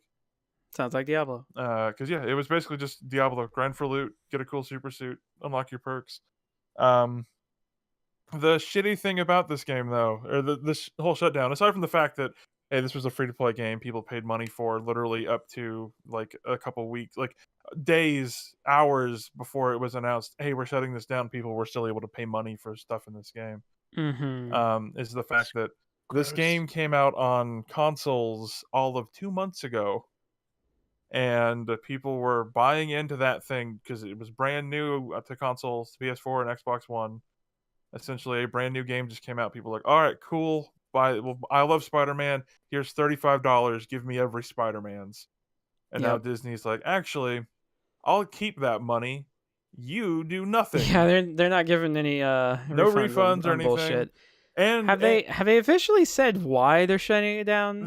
I believe there was some call or something where they said they were restructuring or rethinking their video game business. I had heard that. I wasn't sure if there was any other. But I don't know if that was directly related or if that was even maybe an old quote or something. But I don't believe they've given it. Oh, actually, I will say one thing I've heard. I cannot confirm if this is true or not. This was just rumors I saw floating around. Apparently, there's some issues with the head of the development studio, where like the CEO or something was accused of sexual misconduct. And essentially decided to take the whole studio with them, or like basically Disney just shuttered was like, we're not dealing with you anymore, and we're shutting your game off. Dealing with current events, right? Right. Can't confirm how true any of that is, but yeah, that kind of sucks. That game seemed cool. They had said it was going to run until December 31st, and then the night before Thanksgiving said, actually, just kidding, we're shutting it off Black Friday. Bye. Yeah, Friday's done. We're good. All right, see ya. Yeah. Thanks for giving us the money. Oh, hi, by the way, if you want to give us some more money before Friday, that's cool too. That's cool too. All right, thanks. Peace. Yeah. That sucks. Yeah. IO is making a new Hitman. Yes, to get out of the news that is bad and the news that is good. IO has put out the Hitman Game of the Year edition, I believe is what they're calling it. I think so, yeah. A essential repackage and release of the 2016 Hitman game. Yes, with with all of the DLC and all the maps, all the DLC, and 5 new story missions. That I believe are a separate but also kind of lead in to something that's maybe bigger. I don't know. I haven't played these new maps yet. aren't they also reshuffling all their elusive target stuff? So yes, they are bringing the elusive targets back. If you've already attempted one, you cannot attempt it again. But if you missed it the first time it was around, you can try As if you for it a didn't second try time. it. Right. Like as if you weren't online when they ran it for that first weekend or whatever, you can come on in and try it again. But if you already tried and failed or already tried and succeeded, apparently you can't try for it again. That's a shame. I think it's a missed opportunity. I mean, those are only exciting because of the time limits and stuff on them. Get rid of that stuff, and it's literally just, hey, go into this level and shoot this one NPC that's walking around. I feel like it's wasted development though. I mean, like if you're doing that short of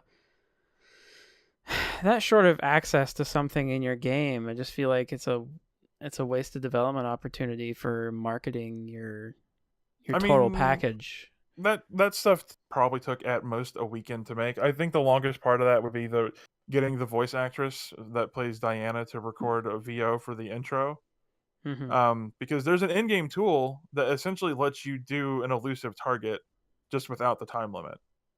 Because you can just fly around in-game and be like, okay, I'm going to kill this guy with this outfit or with this weapon, and then upload You're talking this. about setting your own rules. Totally, and that's basically just what the elusive targets are. Because it's like, hey, we put maybe 2 more guards here, and then this guy patrols in this spot. Go kill him. If you want to see a fun little thing about that, you should go watch Giant Bombs and Mary Hitsmas. Yes, Mary Hitsmas is maybe the funniest. That is a really good video. Funniest Hitman video I've ever seen online. That was really good. But the other good news, in announcing this Game of the Year package, IO has mentioned, or at the very least hinted at, new Hitman coming sometime next year or in the future. Or at the very least, information coming sometime next year. Right. Which most people have taken that a new Hitman game is coming. Yes, new Hitman game, probably season 2, possibly. I don't think they'll market it that way. They probably won't market it as season 2, but it'll probably be what was going to be season 2. I assume it'll run the same engine. It possibly will keep the same episodic structure. I don't see it changing all that much because right how the first one was received. Well, the one thing it didn't sell incredibly well, but the people who played it loved it. Yeah, the one thing I could maybe see changing. Apparently, IO had wanted 3 episodes instead of 5, and had wanted to do 2 levels per, or like 2. Was there only levels. 3 episodes? There were 5. Okay. But I guess the rumor I had seen floating around, IO wanted to put out 2 levels at a time, and then split them up into, it was like once every 3 months you would get an episode pack. But Square Enix wanted them to stick to you do 1 level, 1 episode once a month, and keep that one release 1 month schedule going. I could see why they would want that. And that apparently is what led to some of the you stretch that out too far, people forget about your game. Totally. So I wouldn't be surprised. I don't think IO was right in that personally.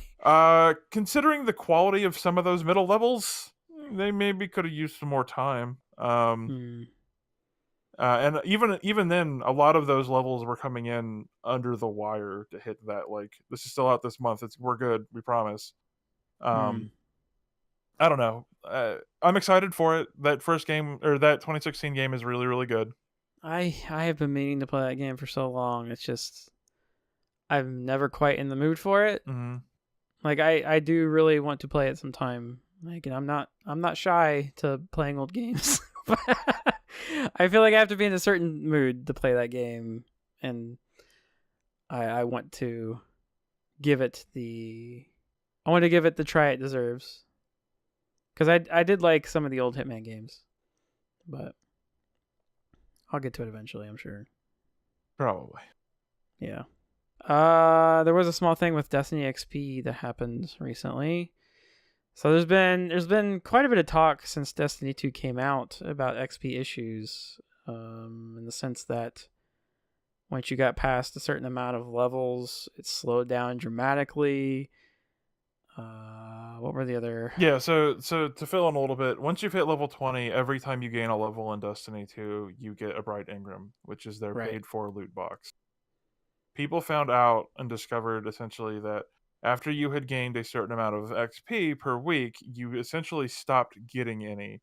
Then it was revealed that, oh, actually you were still getting XP, it was just being scaled really, really low. And people were like, oh, well, okay, what if at the start of the week I go and just grind public events? They're really quick. You can get a lot of XP doing those. Well, it turns out if you do the quicker events like that, they already were scaling your XP down anyways. Right. Compared to longer events like the Crucible, the Raid, that sort of thing.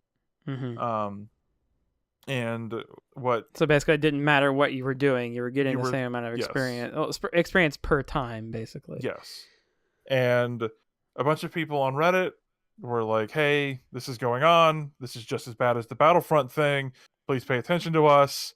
Hey, this is a big deal. No. They absolutely were like, hey, this is just as bad. I know they were. I'm saying with like, come on. And then like that's a bit ridiculous to make that claim. Which, I mean, you like Destiny, that makes sense. You would say that. You would say that. No, I'm kidding. I'm serious. No, I'm saying the community is I know. wrong. I was making a joke that you I know. a Bungie it's just, shill. I'm being because clear. You are. But no. But eventually, joke. I don't make Destiny 2 excuses. No, you make Destiny 1 excuses. I do make Destiny 1 excuses. Eventually, I'm not shying away from that. I love that game. Those 3 Reddit users were able to yell loud enough that some game sites picked it up, and that eventually led to Bungie putting out an official thing saying, hey, a lot of people are talking about our XP system. Here's how it works. We scale down your XP if you're getting a lot of it too quickly, and we scale up your XP if you're getting not a lot of it very slowly. In the end, you'll get about the same XP no matter what you do. You don't like that, so we're turning it off. We'll come back next week and see what's up. I like how they phrased it. Hey, we don't like that either. It's like, hey, we noticed this isn't working because you people are getting mad at us. That was my favorite part of that statement. Yeah. And hey, we don't like it either. So we're gonna fix that for you. So they decided to go ahead and disable the XP scaling system, which according to cursory glances at Reddit just means everyone's getting less XP for everything anyways. Yeah. It turns out that the assigned XP was super low in that game because they don't want you to get the loot boxes for free. Of course not. Weird. You were given a buff every week that said, hey, you're going to get more XP for the first 3 levels, essentially saying, hey, you get 3 free loot boxes per week. I mean, that's how I look at it. And with this stuff going away, it seems like those might be harder to get now because of the lack of scaling. The 3 extra XP ones? Yeah, because apparently that also went away or something. It's hard to tell. I haven't actually played, but people are saying that with the lack of scaling, a lot of shit is kind of going out of whack and numbers aren't lining up still. But that's pretty shitty. There's a stream next week talking about the DLC, and they've promised on Twitter they're going to talk about player complaints, XP changes, XP stuff, end game, end of life stuff, all sorts of things. So who knows? Check into Bungie's stream next week, and maybe they'll fix all your problems, or maybe they won't. It's video games. There's some changes that need made to end game for sure. Yeah, they should put Crucible back in.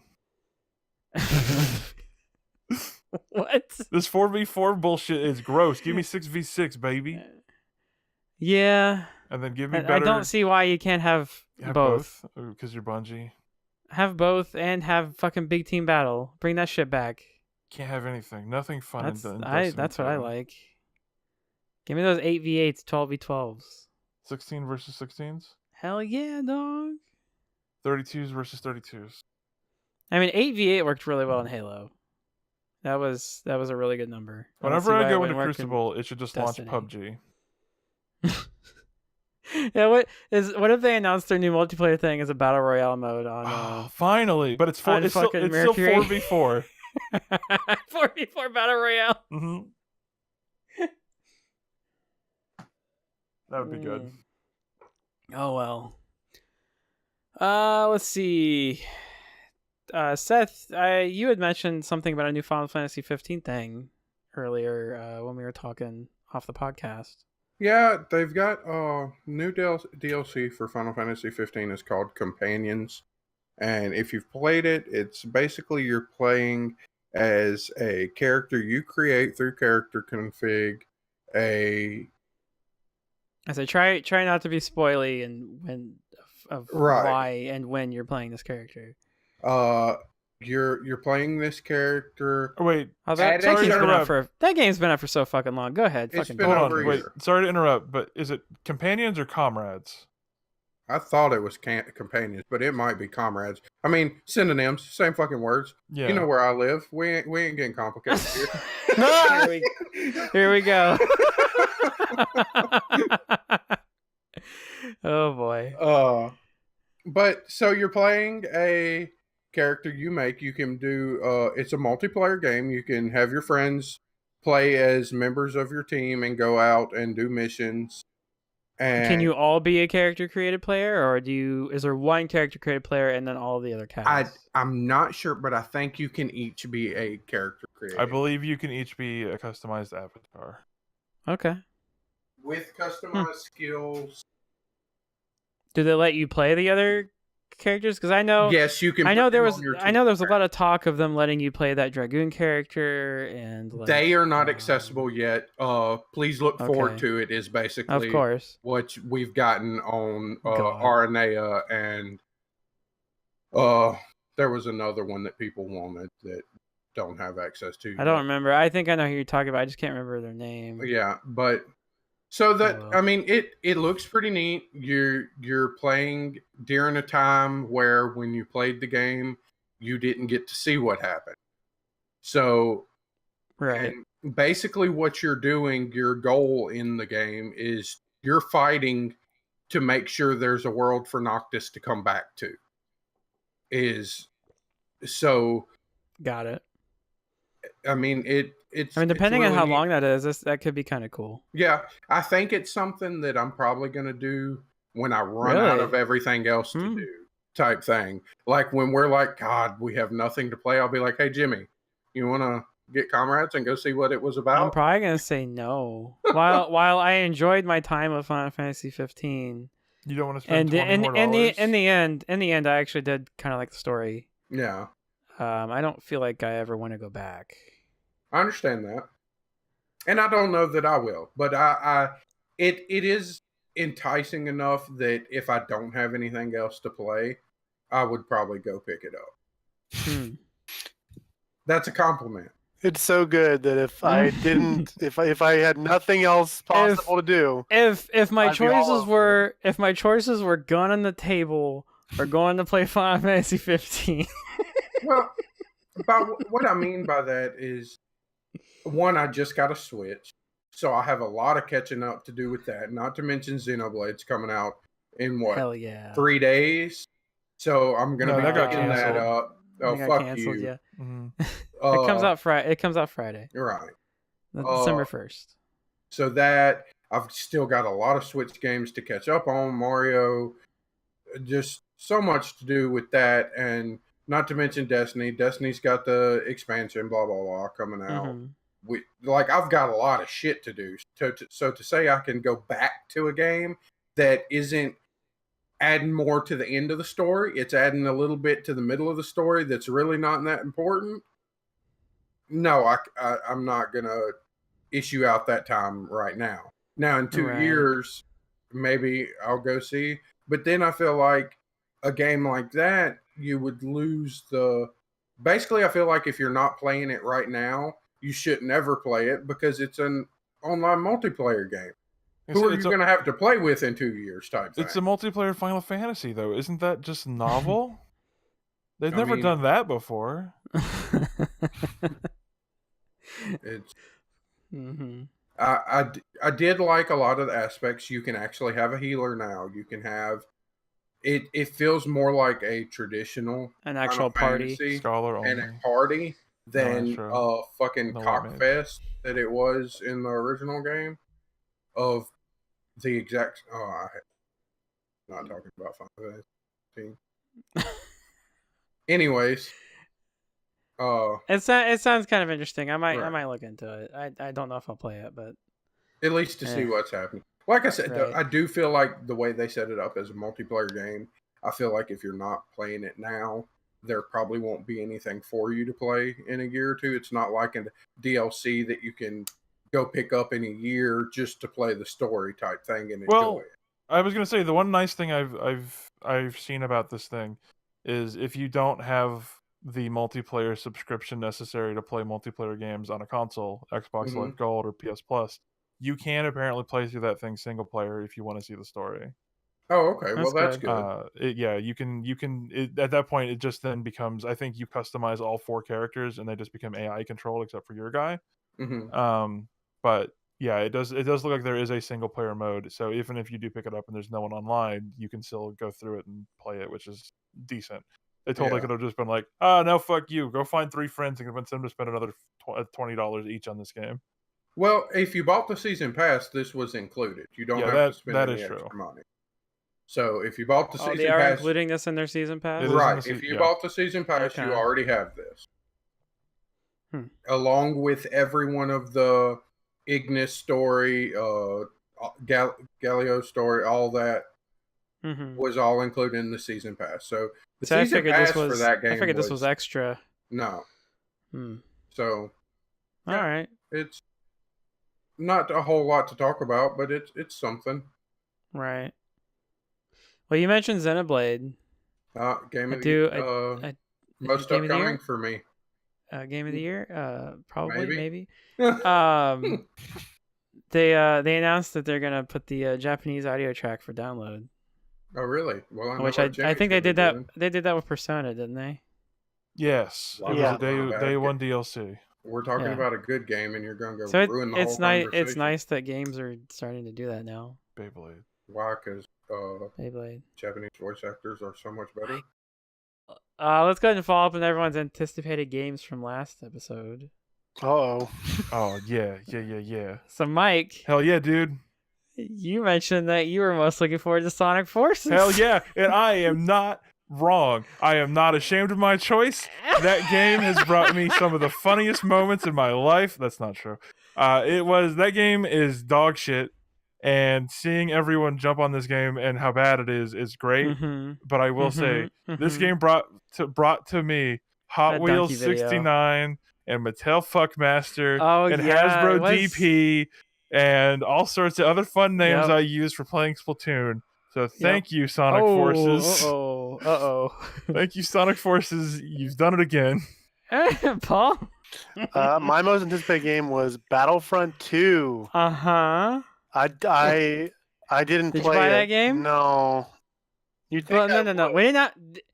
We know you didn't play it. I didn't buy the whole game either. Well, did you buy? Did you buy what was marketed as the full game? No, not yet. Now, did you not buy it because of the stigmatism around it, or did you not buy it just because you Honestly- didn't feel like buying it? It was probably the stigmatism, the astigmatism. I have Was that. that not the right word? It could have not been. Was that right? Stigmatism was right? That was okay. It was okay. Yeah, it's fine. Yeah. No, it's nothing Okay. wrong. Anyway, You were fine. I have You're- to check myself every now and then, guys. That's Where all I'm right. from, words are big. Jesus Christ. Okay. So Paul didn't play his. I didn't play mine. Seth, Surprise! Pokemon Ultra Sun, Moon, Horizon. I played Horizon. I didn't pick up Ultra Sun and Moon, honestly, because I can't get my shiny fucking Rowlet to hatch. I'm on egg like 820, and he won't hatch, and I'm not Fuck's playing the sake. new one. That's and- the saddest thing I think I've ever heard. Like you're complaining about having to like fucking play 40 hours to unlock Darth Vader, but like you'll do this shit with Pokemon. You don't What? like that the weapons in Zelda break, but you got this dang egg that won't come out. Right. Like something's askew There's in a his bit of a opinions. disconnect there. Yeah. It depends on where and when I'm playing. Y'all have to understand, I hatch like 10 eggs at a time in between naps or videos. Oh, you're busy. That's That's a lot of... There's that temperance arcana. He does so much. Oh, fuck. Look Look at these eggs I'm hatching. So, like, I will. It's charging on my desk at work right now. I know exactly where my Game Boy is. I'll flip it open. I'll hatch 10 eggs. I won't get it. I'll close You're it. playing this on a Game Boy? Well, 3DS. magic powers. I will forever call 3DS's Game Boy. Get over it. I forever call them They're a Virtual Game Boy. Boys. Got him. Nintendo But- hates me. Yeah, so until I get my shiny Rowlet, I'm not playing it. They He's did. man. He's and man plus- principle. I was gonna wait until they unlocked the Pokebank to have access to it because I'm not waiting on my not farming Pokemon again. I've got all of them. I tried really hard to get a shiny Litten. You did. I'll breed you I one never- after my Rowlet.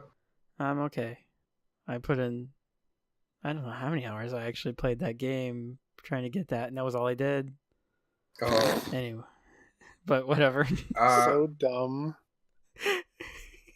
And Anyway, I'm due a shiny Rowlet soon because I'm using Masuda method and I have a shiny charm. Suda 51 method? Oh, yeah. No, Masuda is.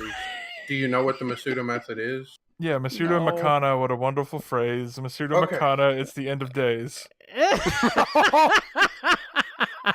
The Masuda method is if you use a Pokemon from another region and breed it with one from your region, then it doubles your chance of getting a shiny Pokemon. It's normally 1 in 4,000 something, and it cuts it down to 1 in 2,000 something. So Paul, why didn't you use a method that seems legit like that instead of the cheating that you did to get Oh your my shiny? god. Your shiny Spoink, is that what he was called? It's a spoink. A Spoink? Yeah. Yeah, you fucking cheater. I did Filthy. catch a shiny wild Golduck the other day. He just popped up while I was running around. God. Who the fuck finds a fucking shiny wild Pokemon? Seth does. Of course he does. Is that rare? Like, for fuck's sake. To find one in the wild with just my shiny charm, you're looking at like a 1 in 3,000 chance of it. That's not that rare. That's just a loot box Wow. odds. You should have bought Star Wars. You could have had all the heroes. You could have had everything. It's true. Now you see why Paul wanted to give me the star. But to be fair, the only place I have luck like this is in video games. In real life, I'm the most unlucky person. Shit breaks on me all the time. Like, I have horrible luck in real life. But when it comes to Balances video out, I guess. games, RNG, that's my friend. I mean, you just be me and have bad luck on both. Yeah, well, sucks to be you. Yeah, kinda. But anyway, you also said you were looking for the Horizon expansion, and we heard you. Yeah, I did Played play that. that. And then Mike shit on it. I didn't shit on the expansion. Maybe that's good. Maybe it gets I better. tell you Maybe it what, gets better. if you didn't like the difficult aspect of it, don't even go pick it up. That's 'cause what the I was. That's expansion kind of is what I was harder. thinking. Yeah. I mean, it's got some. Of course, you can change the settings at any point. I didn't adjust my settings. You could put it on story mode and go play through it. But I'm telling you, dude, them fucking grizzly bears, they ain't no joke. Are they grizzly bears or robots? They're giant robot grizzly bears. Fuck it. I knew it. Dear God, They're they're godless killing Thanks machines. a lot, They- Festus. Was it? Yeah. How'd you know? I remembered a little bit. Oh, okay. There's all those spoilers again. Oh, Seriously. Because- yeah. Spoilers. I mine told you that was- we're It actually wasn't around. Oh, he didn't even mention the fact that we're orbiting Titan yet. Wow. Mine was Xenoblade 2. Oh, how is that game? Oh, are we No, still yeah. podcasting? I thought we were done. And my current, still most anticipated game is Xenoblade 2 because it is not out yet. Oh, so it's Xenoblade 2 too? Xenoblade 2 Oh. Electric Toulouse. Doo-doo-doo-doo. So, Mike, what is your most anticipated game? I'm going to say Xenoblade 2 too. KKK. No, don't. That's one too many. You got to do one more or one less. You can't stop at 3. Wow. Did you say why? Did you say why? I think you did. Why? Paul, what's your most anticipated game? This The Welcome City to the Skylines podcast. expansion. Yeah. Yeah. Are you My getting that dam's night day broken. cycle DLC? Do I have to turn it off sometimes so that water can go through it? What, the nighttime? You can't just turn night off. No, this dam just stopped all the water. I don't understand. That's what the. That's what it does. I'm getting you a dictionary for Christmas. Now everyone's drinking poop water. Dams are. Oh man, Names are this damn is, confusing. this is a disaster. No, I'm gonna pick Xenoblade Chronicles 2 X. Gonna give it to you. Yeah. Okay. Yeah, I think it's gonna be good. I like Xenosaga. I like Xenosaga 2. Actually, that's a lie. Xenosaga 2 is top. Isn't Xenosaga 2 like referred as like a really, really bad game? Yes, I told you it was a lie. I misspoke. Okay. Xenosaga 3 is my favorite. A lot of people think Xenosaga 1's the best one. Is that the one with the robot girl? It has the Cosmos. Cosmos, name. that's her name. Yeah. Yeah. Xenosaga 3 introduces Talos, I think, or I don't know. It's Cosmos' sister. You're a Does Talos have a vessel for principle? the Mother Mary. It's all Jesus allegory. Yeah, you It's gotta awesome. put the boxes on the switches. Yeah, but yeah, Xenoblade Chronicles X2, gonna give it to you. Looks good. Okay. Seth? Good Bye, Seth. Wait, what'd you say? I was asking you what your current Why anticipated Pokemon? game was. I think it's that fucking Rowlet. No, it's definitely. Is it The Legend Xenoblade. of Zelda Skyward Sword 2 Heroes Pass Shiny Rowlet Masuda Method Untested 100% Chance? No, it's. Because that's what's written here. No, it's definitely. Oh god, it's definitely Xenoblade. Okay. I will probably buy it. Do you guys think I'm gonna play that game? No. No. Do you think I'm gonna buy that game? No. Yes. No, I think you're going to buy it. I think we're gonna have this discussion next month for what's everyone's anticipated game follow up, and Jimmy will have played Xenoblade, and Seth will have been like, "I bought it, but I'm trying to get through this other thing," and then I'll be like, "I got bored," and then So you'll say it's bad. Jimmy will say. Well, technically it'll be 2 months till the next regular. Oh, good. I don't have to. episode. I don't have to That's- answer some crimes. So that was what I want to end with. I mean, Can we next anticipate month. January as well? no. Yes, you can always anticipate January. I will definitely have. You cannot always anticipate January. Yes, Paul can. In February, you are looking back no, on. Paul can. Oh, Paul can't. Sam. Paul's allowed. Paul, your Paul can wallet. always look forward to January. I don't understand. It's just a new rule. Anyway, next month will be end of December will be our Game of the Year podcast. Listen to it or don't. Listen to it or don't. It's up to I'll you. listen. Don't worry. Thank you. Yeah, Seth. So future Seth. Make sure you listen to our Game of the Year podcast next month. You can get mad guys- about the arguments we had all over again. You guys are gonna anticipate Dragon Ball Fighters. Here's the thing. Yeah. If you're listening to this, Thank you. email us Please. at mmmPodcast@gmail.com any topic, any Game of the Year Please. Wait, awards you think we should do. wait. Can we also Mm-hmm. have? Can they email in questions about our specific expertises as well? Only because it's important to you. Always looking back on January. Because you're always looking forward to January. Always looking back. Always looking both directions. Twirling forever. Email us at mmmPodcast@gmail.com. I think Monster Hunter looks good. mmmPodcast@gmail.com. Paul, are we going to play Monster Hunter together? Oh, do you want to play Any- Mon Hunt together? Oh, Paul is let not us- going to play Monster Hunter. Let's On play PC? Mon Hunt. Give me a break. On Oh my PC, God, on we're going to be PC. waiting months. Oh, is it not coming out on January 26th on PC? Apparently, it is a delayed release on PC. Oh no. So And with that So- bomb buster of a burner Ooh. announcement, yeah, email us any questions. Email us any Game of the Year stuff you think we should discuss. Excuse me, any- what's the email address mmmPodcast mmmPodcast@gmail.com. gmail.com. MHM podcast At Gmail. gmail.com. mmmPodcast@gmail.com. Yeah, jingles are good. Jingles are good. Jingles are good. Jingle jangle. All right, with that, happy holidays, because we probably won't see you till then. I'll never see you. And we'll end with Aw. that. All right. Our littlest listener love you, says Daddy. goodbye.